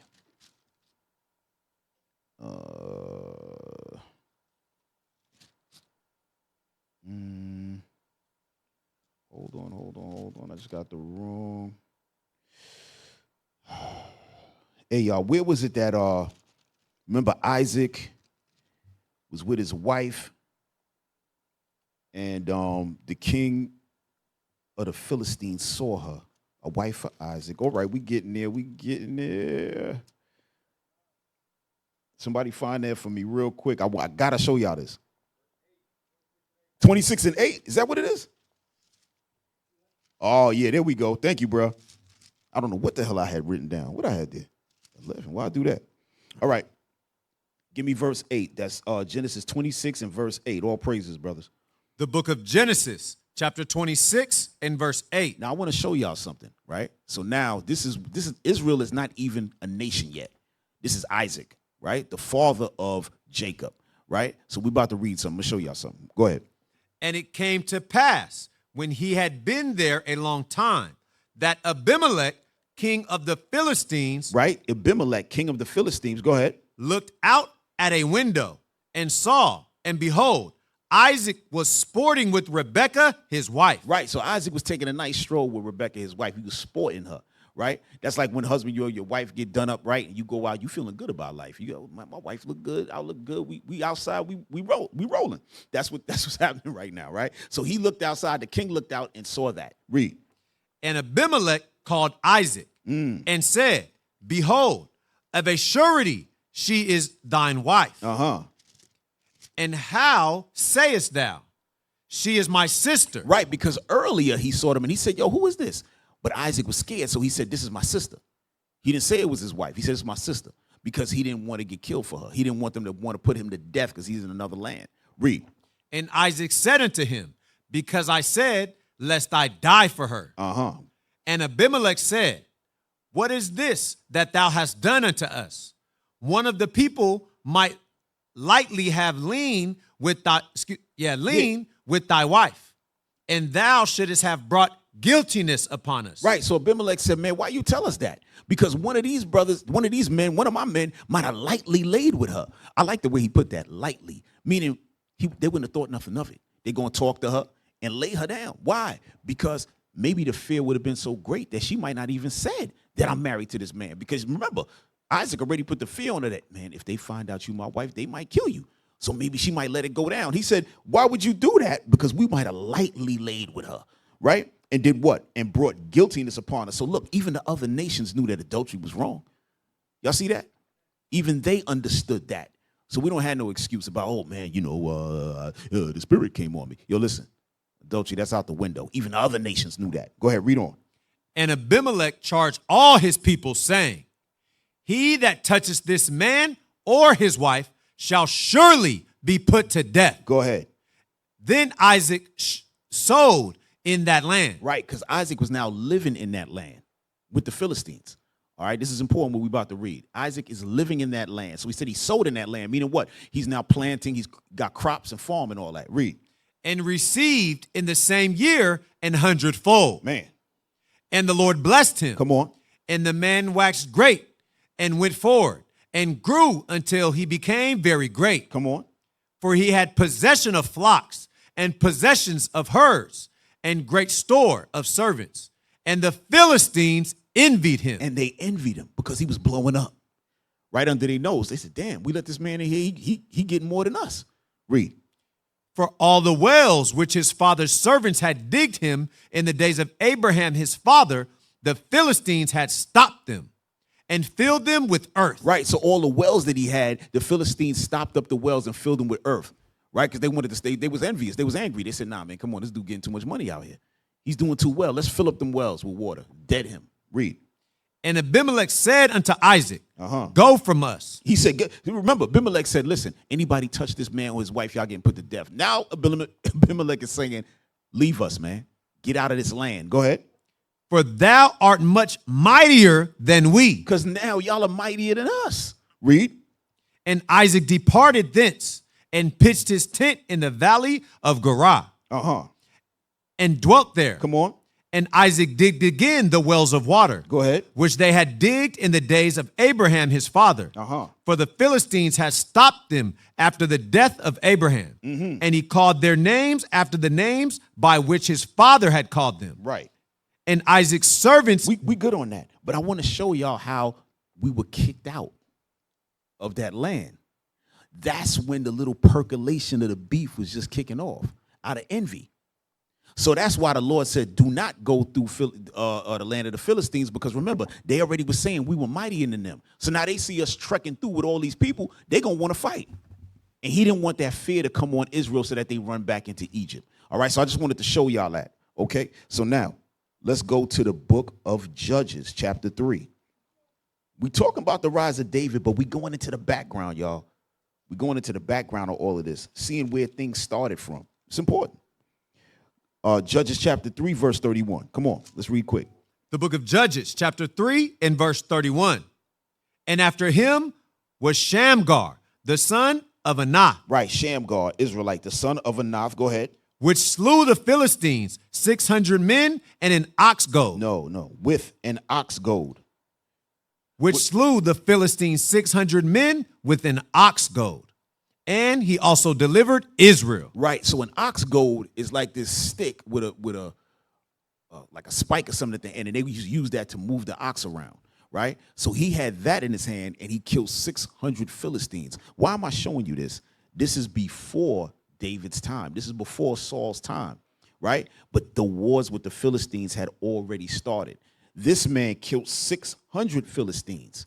Okay, that's Shamgar, and the wars were already on. They were battling with the Philistines all the time. Or I just wanted to share that with y'all real quick. All right, so now let's go back to 1 Samuel chapter 5. The book of 1 Samuel chapter 5, verse 1, sir. I'm sorry, did I say 5? 17. I apologize. Yep, no problem. The book of 1 Samuel chapter 17 and verse 1. 5. Verse 5. And he had an helmet of brass upon his head. Right, that's Goliath. He had a helmet of brass upon his head. Go ahead. And he was armed with the coat of mail. Go ahead. And the weight of the coat was 5,000 shekels of brass. Go ahead. And he had greaves of brass upon his legs, and a target of brass between his shoulders. Go ahead. And the staff of his spear was like a weaver's beam, and his spear's head weighed 600 shekels of iron. Damn. And one bearing of his shield went before them. Right. So it's showing you how the man was huge. So everything was big. He had the armor on. He had the shield. He had a spear. Read on. And he stood and cried unto the armies of Israel and said unto them, why are ye come out to set your battle in array? Am not I a Philistine, and ye servants to Saul? Choose you a man for you, and let him come down to me. If he be able to fight with me and kill me, then will we be your servants. Right. So he said, go ahead. Why don't y'all choose one man to come fight against me? Whoever wins, then if I get killed, then we'll be your servants. But if you get killed, then you're going to be our servants. So, Goliath was totally confident that nobody could touch him. He's 9'9". He looking across. There ain't nobody big like him. Read. But if I prevail against him and kill him, then shall ye be our servants and serve us. Go ahead. And the Philistine said, I defy the armies of Israel this day. Give me a man that we may fight together. Go ahead. When Saul and all Israel heard those words of the Philistine, they were dismayed and greatly afraid. Right. They were dismayed and greatly afraid. Just like the time when Joshua and them were going into the land, right? They were afraid when they saw the sons of Anak. They were afraid when they saw the people that Goliath comes from because they were huge, right? So although they ready to fight, they hearing him talk and they thinking to themselves, damn, which one of us going to go out there? I ain't going out there. That's what they said. Each one of them is like, I ain't going out there, right? Read on. Now David was the son of an Ephrathite of Bethlehem, Judah, whose name was Jesse. And he had 8 sons. Right. And the man went among men for an old man in the days of Saul. Go ahead. And the 3 eldest sons of Jesse went and followed Saul to the battle. And the names of his 3 sons that went to the battle were Eliab, the firstborn. And next to him was Abinadab. And the third was Shammah. And David was the youngest. And the 3 eldest followed Saul. Go ahead. But David went and returned from Saul to feed his father's sheep in Bethlehem. Right. So David wasn't even part of the battle or nothing. Although he was the armor bearer to Saul, he didn't go to battle. He was out there with the sheep. Right. He had never fought in no battles like that. Right. Read on. And the Philistine drew near morning and evening and presented himself 40 days. 40 days Goliath was talking crazy to them. Why don't y'all send a man? Why don't y'all send a man? It's like a standoff this whole time. Right? Go ahead. And Jesse said unto David his son, take now for thy brethren an ephah of this parched corn and these 10 loaves, and run the camp to thy brethren, and carry these 10 cheeses unto the captain of their 1,000. Right. Jump down to 20. Verse 20. And David rose up early in the morning and left the sheep with a keeper, and took and went as Jesse had commanded him. And he came to the trench as the host was going forth to the fight, and shouted for the battle. Right. So the battle was on. They weren't doing a one-on-one. They were fighting. Right. Go ahead. For Israel and the Philistines had put the battle in array, army against army. Go ahead. And David left his carriage in the hand of the keeper of the carriage, and ran into the army, and came and saluted his brethren. And as he talked with them, behold, there came up the champion, the Philistine of Gath, Goliath by name, out of the armies of the Philistines. Right. And let me just point this out as well. The Philistine of Gath, because the land of the Philistines had 5 different cities. So Gath was just one of them, right? Gath was just one of them. So that's why it says the Philistine out of Gath. Go ahead. And spake according to the same words. And David heard them. And all the men of Israel, when they saw the man, fled from him and were sore afraid. And the men of Israel said, Have ye seen this man that is come up? Surely to defy Israel he is come up. And it shall be that the man who killeth him, the king will enrich him with great riches, Right. and will give him his daughter, and will make his father's house free in Israel. Right. So they're saying that whoever kills Goliath is going to get the daughter of Saul, and his house is going to be free in Israel. Right? Go ahead. And David spake to the men that stood by him, saying, what shall be done to the man that killeth this Philistine, and taketh away the reproach from Israel? For who is this uncircumcised Philistine, Right. that he should defy the armies of the living God? Remember, David had the Spirit of God on him. Remember, when he got anointed, he got that Spirit of the Lord on him. So he don't have no fear, nothing like that. He said, who is this uncircumcised Philistine to even talk crazy to us like this? Go ahead. And the people answered him after this manner, saying, so shall it be done to the man that killeth him. Uh-huh. And Eliab, the eldest brother, heard when he spake unto the men. And Eliab's anger was kindled against David. And he said, why camest thou down hither? And with whom hast thou left those few sheep in the wilderness? He said, yo, what are you doing down here, man? Right? Because they was on their little brother. They said, what are you doing down here? Go ahead. I know thy pride and thy naughtiness in thine heart. Right. For thou art come down that thou mightest see the battle. He said, they said, man, you just coming down here to see the war. Go ahead. And David said, what have I now done? Is there not a cause? For he turned from him toward another, and spake after the same manner, and said, and the people answered him again after the former manner. Right. Go to 32. Verse 32. And David said to Saul, let no man's heart fail because of him. Thy servant will go and fight with this Philistine. So David said, don't let no man's heart fail him. Tell them don't worry about nothing, because they worried about Goliath. I'm gonna go deal with Goliath. This is what David is telling the king. Read.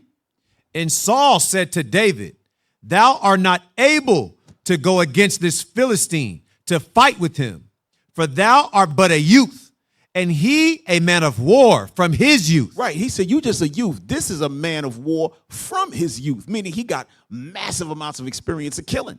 It ain't no way you can beat him. This is what he's telling David. Go ahead. And David said unto Saul, thy servant kept his father's sheep. Now he's saying he kept his father's sheep. Could you imagine the conversation? You telling a man he can't go fight. He start off by telling you that he kept sheep. I know King Saul probably was like, what is this man about to tell me? But read on. And there came a lion and a bear. Right. And took a lamb out of the flock. Go ahead. And I went out after him and smote him and delivered it out of his mouth. And when he arose against me, I caught him by his beard and smote him and slew him. Thy servant slew both the lion and the bear. And this uncircumcised Philistine shall be as one of them. He said he going to be just like that lion and that bear that I killed. Go ahead. Seeing he hath defied the armies of the living God. Right. Go jump down to 39. Right. So in 38 now, so Saul gave David his sword, his helmet, and everything. He said, all right, go ahead. You bold. Go ahead. Take care of that. Go ahead. Read 39. Verse 39. And David girded up his sword upon his armor, and he essayed to go, for he had not proved it. And David said unto Saul, I cannot go with these, for I have not proved them. Right. He said, I can't wear your armor because I'm not proven that I'm even worthy to wear this armor. You know what I'm saying? Because I've never been in a battle. Read. And David put them off of him. Right. And he took his staff in his hand and chose him 5 smooth stones out of the brook and put them in a shepherd's bag, and which he had, even in a scrip. And his sling was in his hand. And he drew near the Philistine. Jump to verse 43. Verse 43. And the Philistine said unto David, I am a dog. No. Am I a dog? That's what he's saying. He's saying to David, am I a dog? Go ahead. And the Philistine said unto David, am I a dog that thou shouldest comest to serve? Am I a dog that thou comest to me with staves? And the Philistine cursed David by his gods. He said, man, you coming to me with some spear in your hand? What they said that David had again? Staves. A staff. He said, you coming to me with a staff? When you see how huge I am, you see my arm and all that. He was disrespected. He felt real disrespected. Read. And the Philistine said to David, come to me, and I will give thy flesh unto the fowls of the air, and to the beasts of the field. Go ahead. Then said David to the Philistine, thou comest to me with a sword, and with a spear, and with a shield. But I come to thee in the name of the Lord of hosts, the God of the armies of Israel, whom thou hast defied. Jump down to 48. Verse 48. And it came to pass when the Philistine arose and came and drew nigh to meet David, that David hastened and ran untoward the army to meet the Philistine. Mm-hmm. And David put his hand in his bag and took thence a stone and slang it and smote the Philistine in his forehead, that the stone sunk into his forehead, and he fell unto his face to the earth. So David prevailed over the Philistine with a sling and with stone, and smote the Philistine and slew him. But there was no sword in the hand of David. Right. So now what? Goliath is dead, but what? David doesn't have a sword. So go ahead. Therefore David ran and stood upon the Philistine and took his sword and drew it out of the sheath thereof and slew him and cut off his head therewith. And when the Philistines saw their champion was dead, they fled. Right. They fled. When they saw Goliath got killed, they said, oh, no, we out of here. That young man killed them. We ain't got a chance. They ran. They fled. Right. So David did what? He cut off his head. Jump down to verse 57, 58. Verse 57. And as David returned from the slaughter of the Philistine, Abner took him and brought him before Saul with the head of the Philistine in his hand. Mm-hmm. And Saul said unto him, whose son art thou, thou young man? And David answered, I am the son of thy servant Jesse, the Bethlehemite. Right, Jesse the Bethlehemite, right? We started the whole class on Jesse the Bethlehemite. Now, you might ask, why would Saul ask who he is when Saul already sent to the father and all of that? But remember, when he's the king, he's sending somebody to go talk to the father. He ain't knowing who Jesse is personally. He's saying, go to that man's father and ask him, could he stay here? But he don't really know. He ain't paying attention to all these little things. But now that when he's seen David really rise up, he said, yo, whose son are you? Oh, I'm the son of Jesse, your servant, Jesse the Bethlehemite. Okay, cool. Right?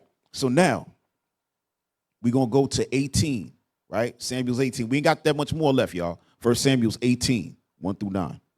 The book of 1 Samuel, chapter 18 and verse 1. Go ahead. And it came to pass, when he had made an end of speaking unto Saul, that the soul of Jonathan was knit with the soul of David, and Jonathan loved him as his own soul. Right, so Jonathan was Saul's son. So him and David got close, right? He said he loved him as his own soul. Like, y'all have homeboys in the world, y'all best friend, y'all done did everything in the world together, near-death experiences, all type of stuff. So you know that's my man right there, right? His kids are your kids are his kids, that type of love, right? Go ahead. And Saul took him that day and would let him go no more home to his father's house. Go ahead. Then Jonathan and David made a covenant because he loved him as his own soul. Come on. And Jonathan stripped himself of the robe that was upon him and gave it to David, and his garments, even to his sword and to his bow and to his girdle. Right, so Jonathan gave him all his war garments. He gave it to him. Go ahead. And David went out whithersoever Saul sent him and behaved himself wisely.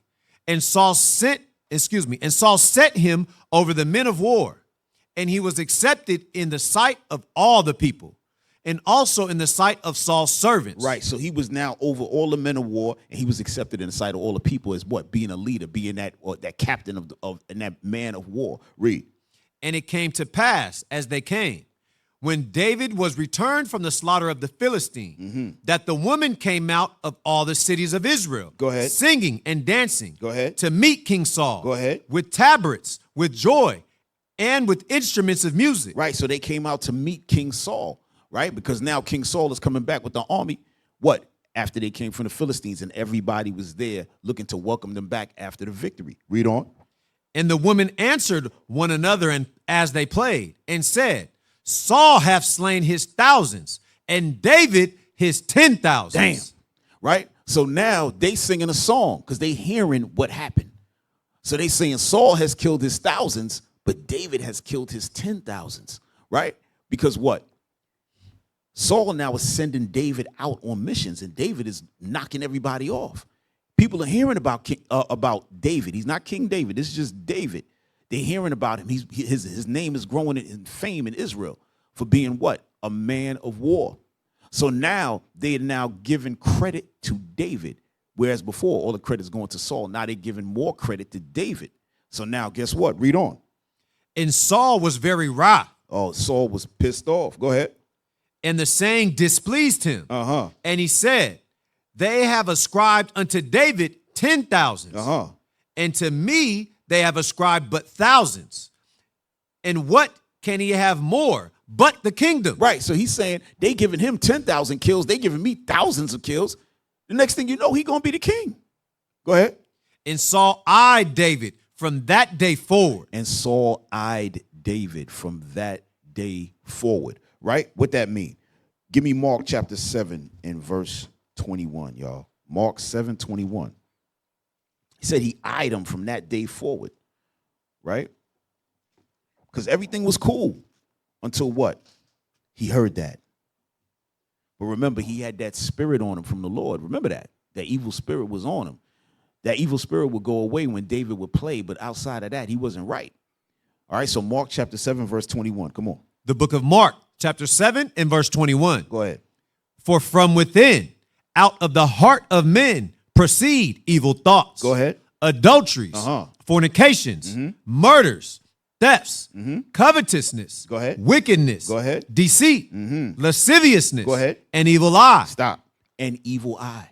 Right? Saul was eyeing him from that point forward. He had that evil eye against him. From that point forward, he hated him. Right? Read on.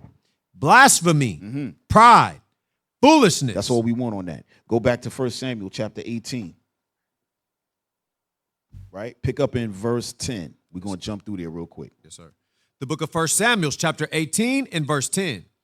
And it came to pass on the morrow that the evil spirit from God came upon Saul. Come on. And he prophesied in the midst of the house. And David played with his hand, as at other times. And there was a javelin in Saul's hand. Right. So David is playing the harp in there, as at other times with the king.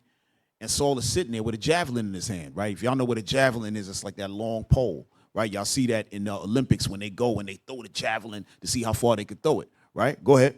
And Saul cast the javelin, for he said, I will smite David, even to the wall with it. And David avoided out of his presence twice. Right, so as David is playing, Saul just threw the javelin at him. David dipped and fled, right? Go ahead. And Saul was afraid of David because the Lord was with him and was departed from Saul. So Saul was afraid of David. Go ahead. Therefore Saul removed him from him. Right, so Saul said, you know what? I don't even want this man around me no more. Go ahead. And made him his captain over 1,000. Right, so y'all might say, wait a minute, so he got a promotion? I thought he hated him, right? But he had to get him away from him. He just didn't want him around no more. He didn't want to see his face. But he knew that he was still an incredible man of war. So he put him over 1,000 men and said, yo, just put him over there. Let him run those 1,000 men. Go ahead. And he went out and came in before the people. And David behaved himself wisely in all his ways. Right. And the Lord was with him. Wherefore, when Saul saw that he behaved himself very wisely, he was afraid of him. But all Israel and Judah loved David because he went out and came in before them. Right. It said all Israel and Judah loved David, right? Because remember, Saul was from the tribe of Benjamin, right? So now Judah, they have a representative there who's he's doing damage. So it says that's why they made that distinction and said all Judah loved him, right? Go ahead. And Saul said to David, behold, my elder daughter, Merab, her will I give thee to wife. Only be thou valiant for me and fight the Lord's battles. For Saul said, let not my hand be upon him, but let the hand of the Philistines be upon him. Right, because he knew they was going to be going to war with the Philistines at all times. So now if David is over that, has those 1,000 men, he going to be the main one going out there. So he said, you know what? Be valiant for me. He going to send him on every mission, hoping that he gets killed. All right, read. And David said unto Saul, who am I?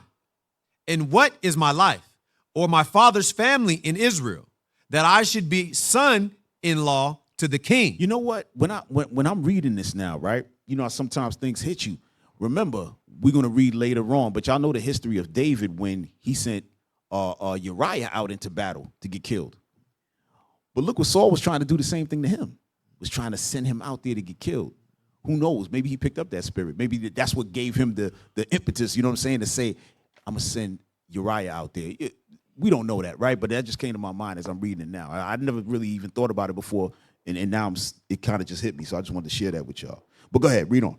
But it came to pass at the time when Merab, Saul's daughter, should have been given to David, that she was given unto Adriel, the Mahulathite. Right. So he wound up he promised his daughter to David, but then he said, you know what, I'm marrying her to somebody else.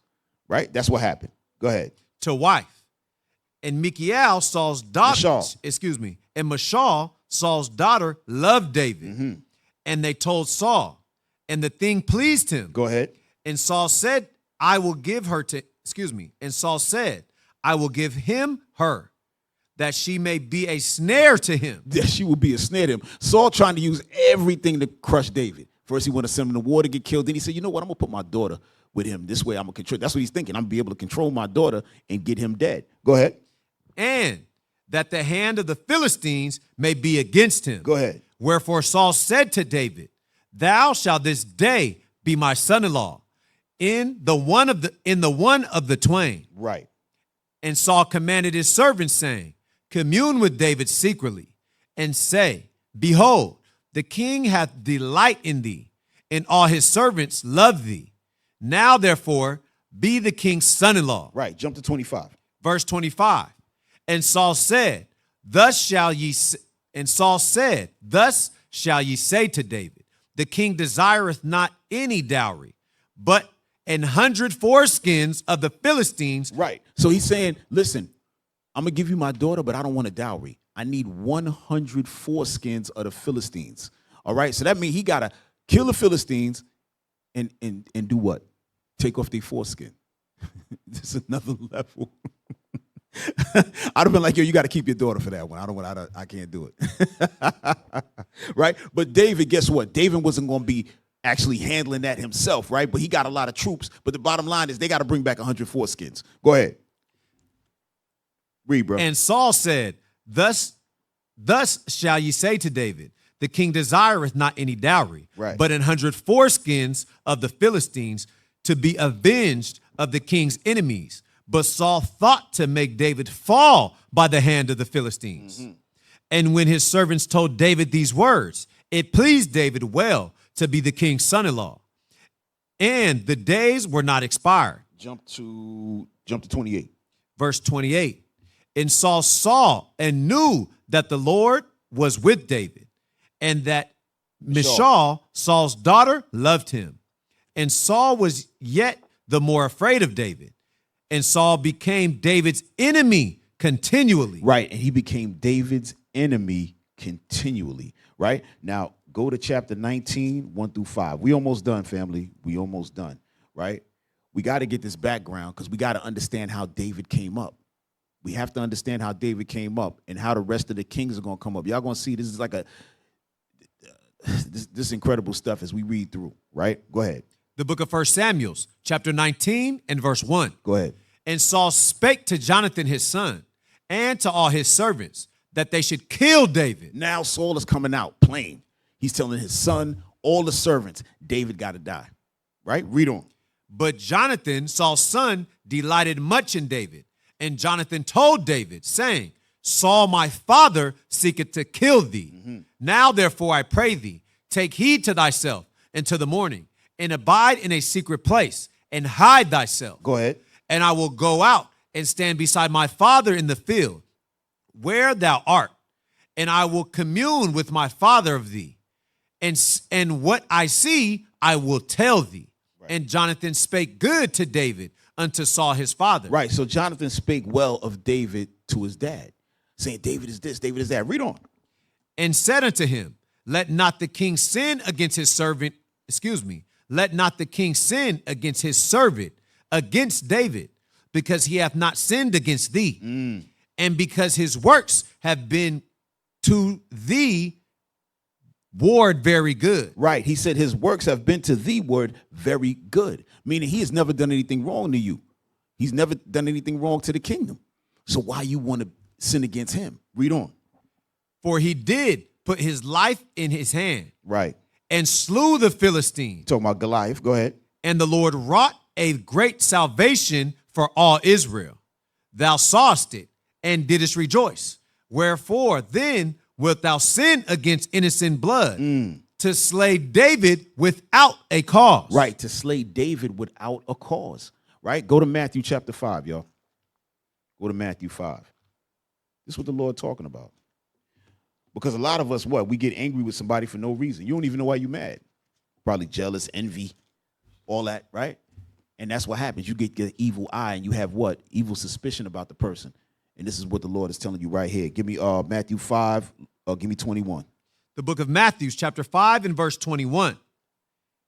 Ye have heard that it was said by them of old time, thou shalt not kill. Right. And Saul is trying to kill David. He said his day was said, it was said of old time, thou shalt not kill. Right? But what? Saul is doing what? He is premeditating this murder. Right? But go ahead. And whosoever shall kill shall be in danger of the judgment. But I say unto you that whosoever is angry with his brother without a cause. This is what Jonathan is telling him. You angry with him and sin without a cause. Right? Go ahead. Shall be in danger of the judgment. Shall be in danger of the judgment, right? Why? Because you got hatred and you're going to wind up murdering, right? Watch this. We're going to stop there. I know we got more to read in that, but I'm going to leave that off.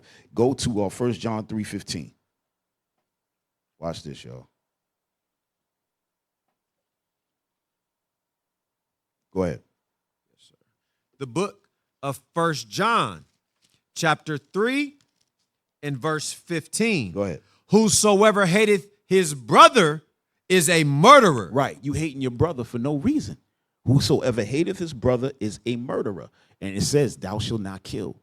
All right. So that hatred, right? That's murder. Right. When you have hatred towards your brother, that goes under thou shalt not kill. Y'all got to understand that. Go ahead. And ye know that no murderer hath eternal life abiding in him. Right. Go back to 1 Samuel. Chapter 19, verse 6. Right? Verse 6. Yes, sir. We're going to read the verse 8. The book of 1 Samuel, chapter 19 and verse 6. Come on.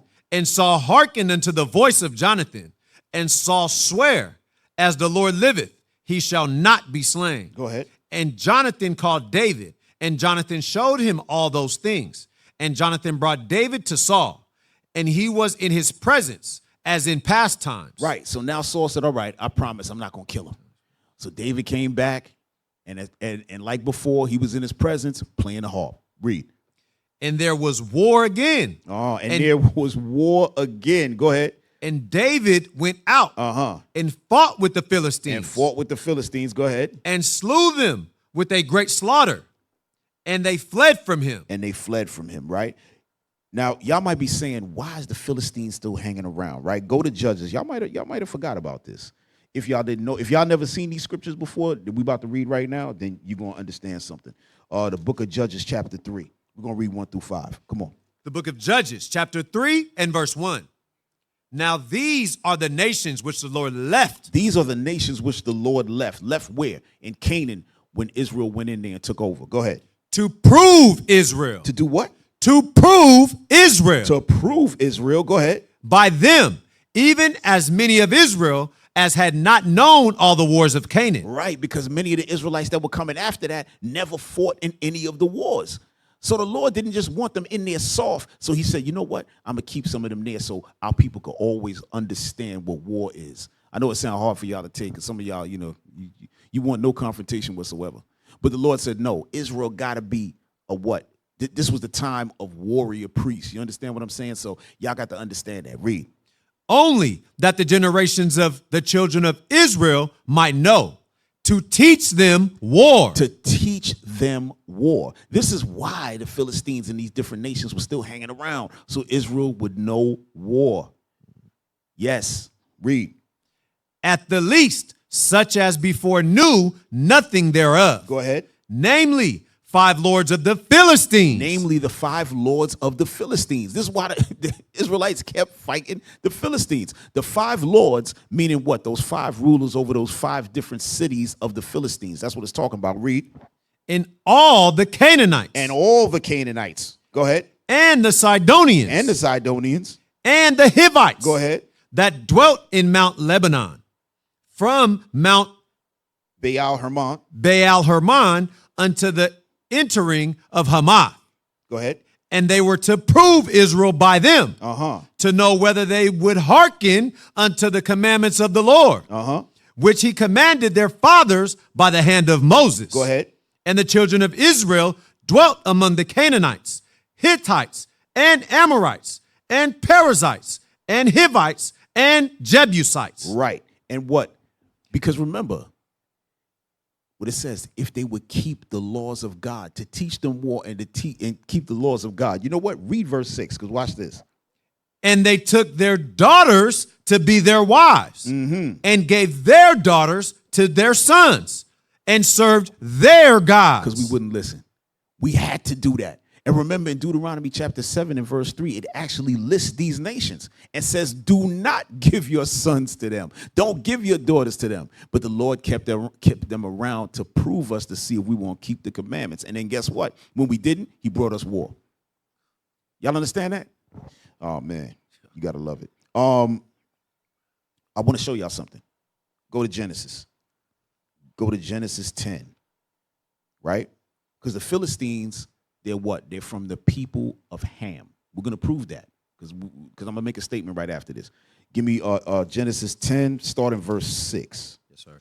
The book of Genesis, chapter 10 and verse 6. And the sons of Ham. And the sons of Ham, right? Ham is what? The Africans. Go ahead. Cush. Cush. And Mizraim. Go ahead. And Put. And Canaan. And Canaan. Right? Remember, they went into the land of Canaan and fought against who? The Canaanites. Right? Go ahead. And the sons of Cush. Go ahead. Sheba.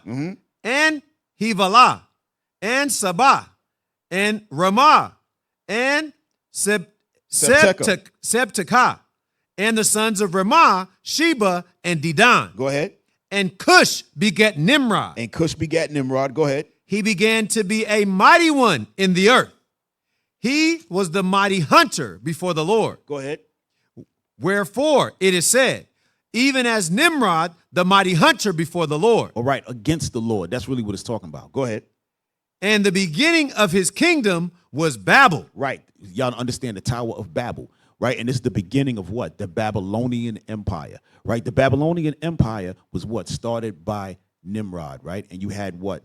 Going into from Cush. That means there was the Ethiopians and then all of the lands that they took over. Okay, that's the Babylonian Empire. Go ahead. And Erech and Akkad and Calneh and Calneh in the land of Shinar. In the land of Shinar. Go ahead. Out of that land went forth Ashur and builded Nineveh. Go ahead. And the city of Rehoboth and Calah and Reshin between Nineveh and Calah, the same is a great city. Go ahead. And Mizraim beget Ludim and Anamim. And Anamim. Go ahead. And Lehabim. Go ahead. And not to him. Nephthalim. Go ahead. And not to him. And Path Rashim. And Kaslahim. Out of whom came Philistine. And out of whom came Philistine, right? Which is what? The Philistines. Okay? So now directly, you see the Philistines are of the people of Ham. So now today, when you look in present day Palestine, because Philistine is really Palestine, right? They call it Palestine. You don't see any Africans in that land. You see Arabs in that land. When you see in Israel, you don't see the Israelites in that land. You see Edomites in that land. So Israel, the Israelis or the Edomites are trying to what? Fit the Bible by fighting against so-called Palestine, but those Arabs and the Edomites, that ain't the battle that was fought that we reading about. What we was reading about was Israel, our people, fighting against those Hamites. So both of them don't belong there. That's why, hey, listen, go in Joel chapter 3 real quick, y'all. I'm sorry. We got to do this because it's ridiculous. We showing you. See, y'all learning through the Bible that when we looking at these people, the so-called Israel, right? The quote unquote, the Israelis that's living over there in the land of Israel, they are not the real Jews. We are the real Jews. And also those Arabs that are over there in the land, they are not the true Palestinians, because the true Palestinians or the Philistines or the Philistinians are what? Africans, right? And they will run out of the land, right? So in Joel chapter 3, look at verse 3. The book of Joel, chapter 3 and verse 3. And they have cast lots for my people. Hold on. No, I want verse 2. I apologize. Verse 2. I will also gather all nations and will bring them down into the valley of Jehoshaphat. Remember, we were reading that earlier in that book that was talking about Moab, right? Because this is it, the valley of decision, where the World War III is going to take place. Go ahead. And will plead with them there for my people and for my heritage, Israel. Go ahead. Whom they have scattered among the nations and parted my land. And parted my land. That's what happened. You had the Edomites and the Ishmaelites, they parted the land of Israel. That's why when we watch what's going on, we just watch because we're looking to see how it lines up with the scriptures. You understand that? We're not looking at it with a dog in the fight. We don't have a dog in the fight. So we're not saying, hey, no, don't do this to them and don't do this to them. That's our land. So we just waiting for the Lord to do what he do. So I wanted to show you that the real Philistines or the real Palestinians are actually Africans that are no longer in the land. All right. So now let us now go to, and we almost done, y'all. I know I said that already. All right. But let's go back to 1 Samuel 19. Sorry.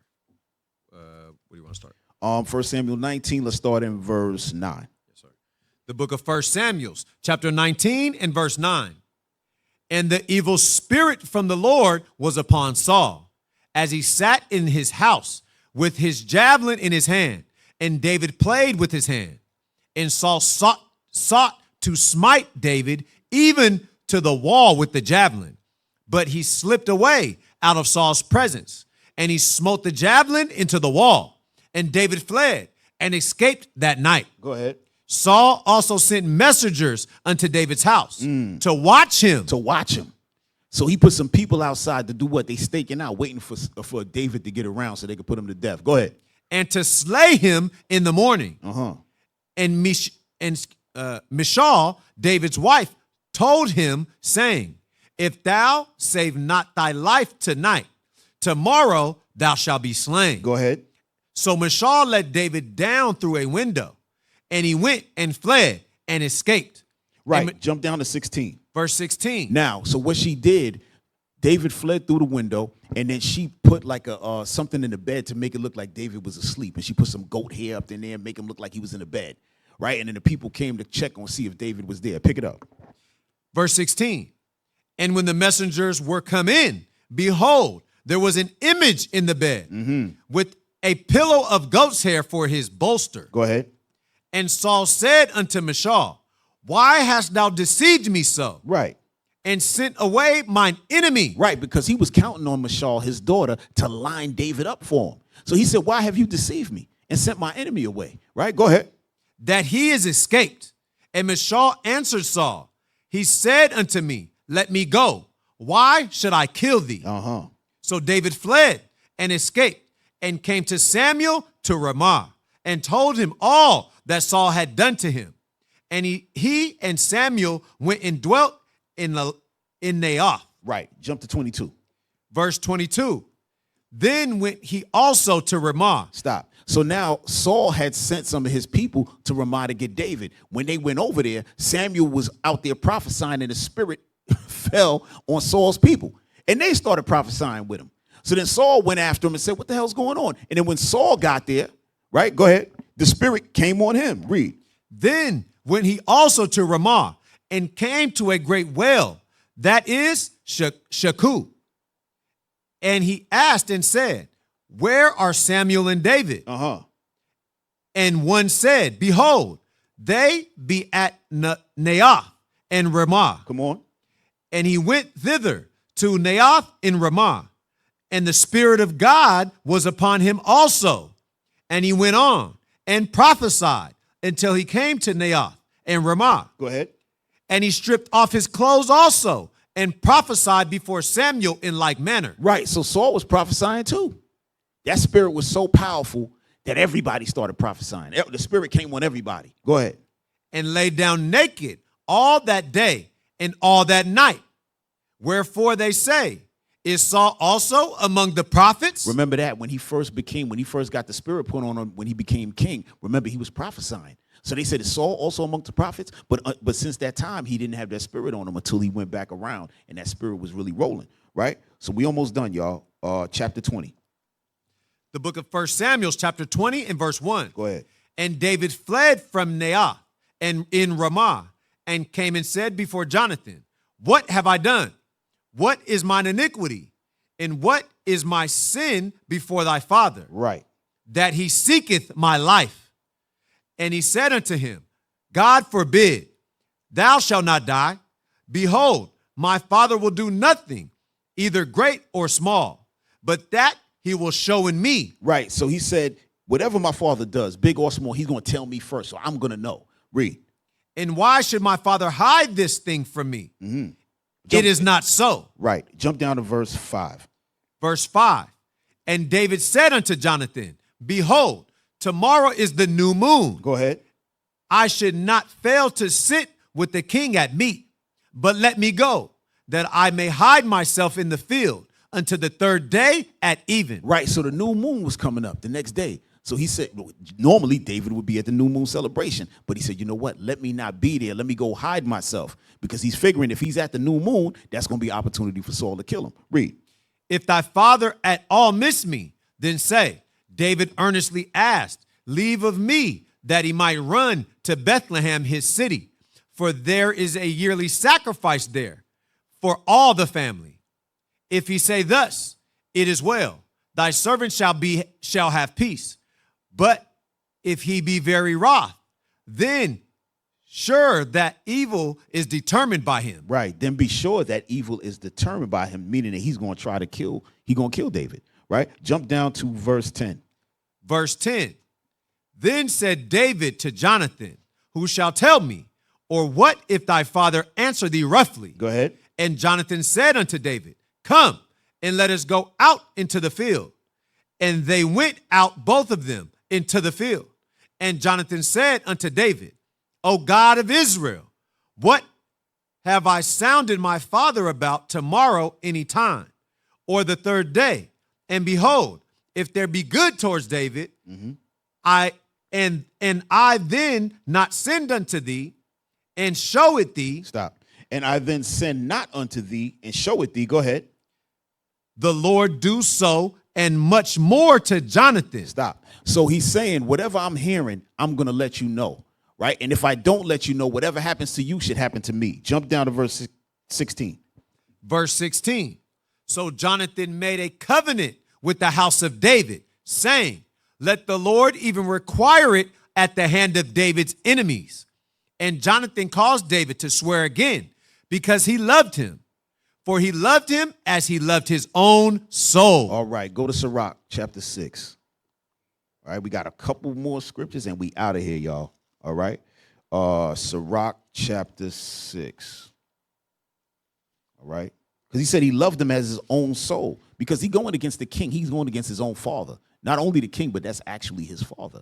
Right. And he's going against him. He's trying to save David's life. Right. Because he know David is what? An honorable man. He know David is in the spirit. Right. So give me Sirach 6, verse 13. Sirach chapter 6 and verse 13. Separate thyself from thine enemies and take heed of thy friends. Go ahead. A faithful friend is a strong defense. Hey, listen, Jonathan is a strong defense, right? That's his faithful friend for real. Go ahead. And he that hath found such, and one hath found a treasure. Go ahead. Nothing doth countervail a faithful friend. and his excellency is invaluable. Go ahead. A faithful friend is a medicine of life. And they that fear the Lord shall find him. Because what? David feared the Lord greatly. And he had that man to watch his back, right? To help him, right? Go to Psalms chapter 59. Show y'all something real quick. Because y'all know that David, he did what? He wrote many of these Psalms, right? David was a musician. We seen that. He's playing the harp and doing all of that. But some of these Psalms he wrote out of the midst of all the drama he was going through. Right? It's the same thing today. When people write songs, they write love songs. Oh, she left me. He left me. Ooh, and I like, all type of stuff, right? They doing all type of murder raps, what they was doing and killing whoever. Whatever's going on, people write about it. So David was doing what? He was doing the same thing, right? Now watch this. Give me Psalms 59 and verse 1. So many of the Psalms had that type of overtone of what was going on. But I just want to read this one. All right? Psalms 59, starting verse 1. The book of Psalms, chapter 59 and verse 1. Deliver me from mine enemies, O God, O my God. Defend me from them that rise up against me. Right. So imagine, these are actually songs, right? So he's asking the Lord to do what? Defend me from those that rise up against me. Go ahead. Deliver me from the workers of iniquity and save me from bloody men. Right. So he's talking about the Philistines. He's talking about everybody who trying to kill him. Right. Go ahead. For lo, they lie in wait for my soul. Remember, they lie in wait for my soul because Saul had what? He had those men waiting outside of the house, right? They were waiting outside of that house, waiting for him to come in. Go ahead. The mighty are gathered against me. Go ahead. Not for my transgression. You see that? Go ahead. Nor for my sin, O Lord. Remember, Jonathan said to him, this man didn't sin against you. Why you want to sin against him? That's why he's saying these people's laying up against me, not for my transgression, nor for my sin. Go ahead. They run and prepare themselves without my fault. Go ahead. Awake to help me, and behold. Come on. Thou therefore, O Lord God of hosts, the God of Israel, awake to visit all the heathen.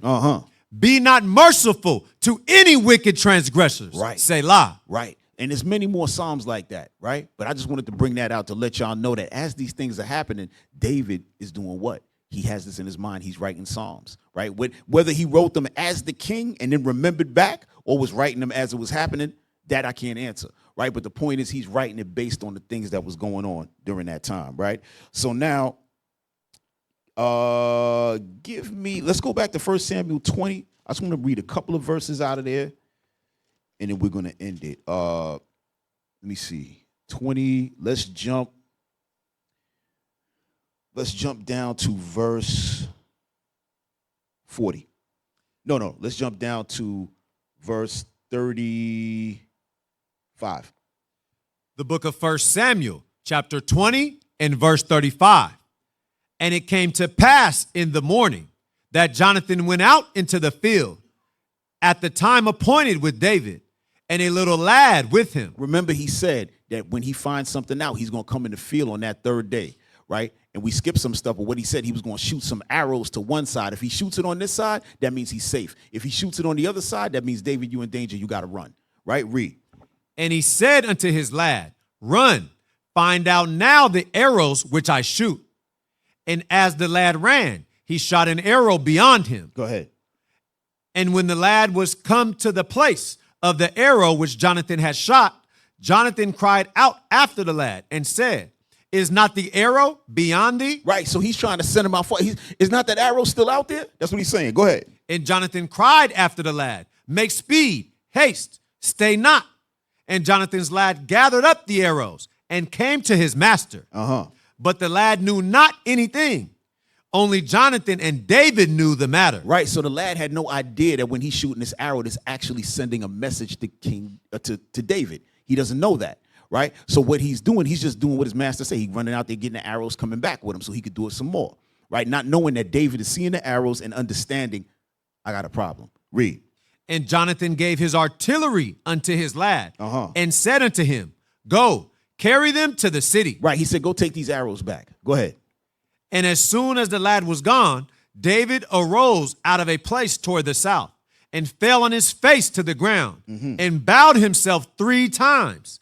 And they kissed one another and wept one with another until David exceeded. Right. So it said they wept with one another. They kissed one another, meaning that because they was brothers like that. So he was crying and scared to death because he trying to figure out how the hell am I going to get away from Saul? How is this going to happen? The whole army, everybody going to be against me.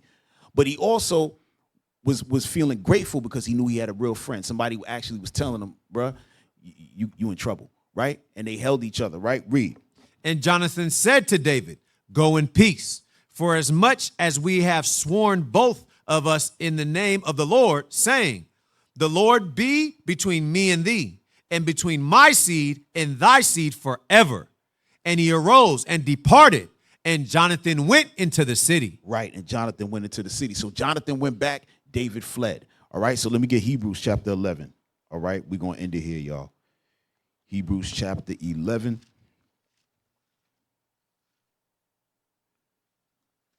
And let me get verse 32. We're going to read 32 through 34. The book of Hebrews, chapter 11, and verse 32. And what shall I more say?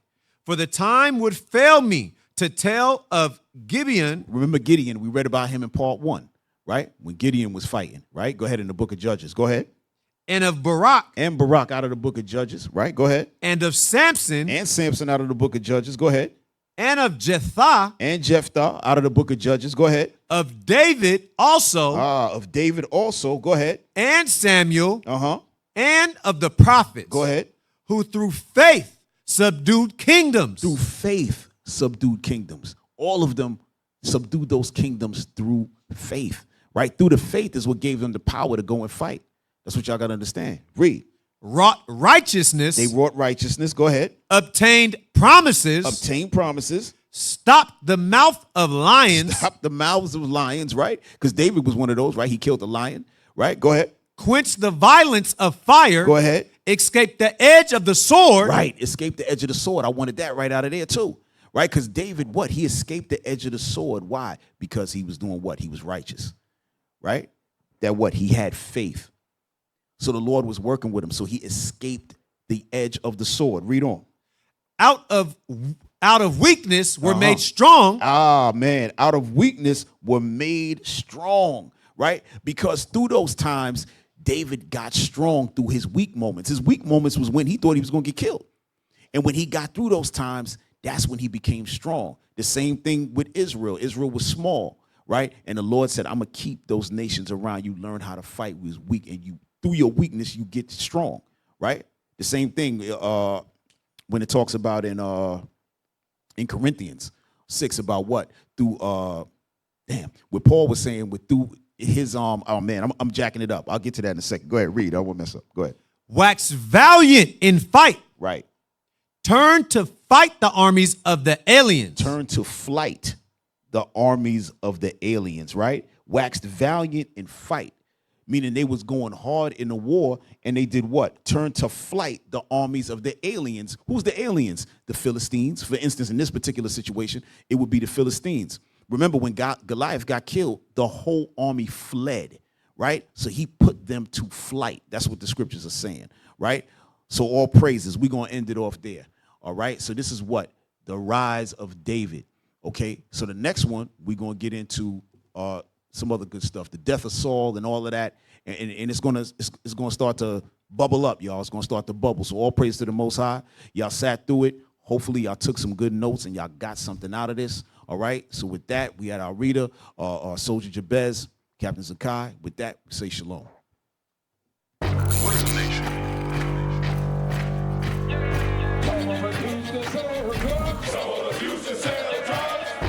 Nation is men leading by example.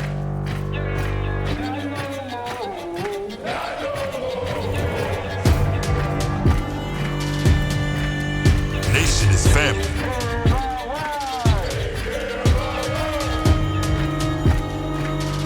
Nation is community. Nation is children with role models.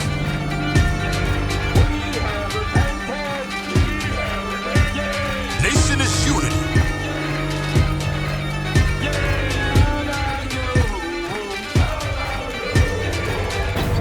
Nation is you. And finally, my brethren, be strong in the Lord His word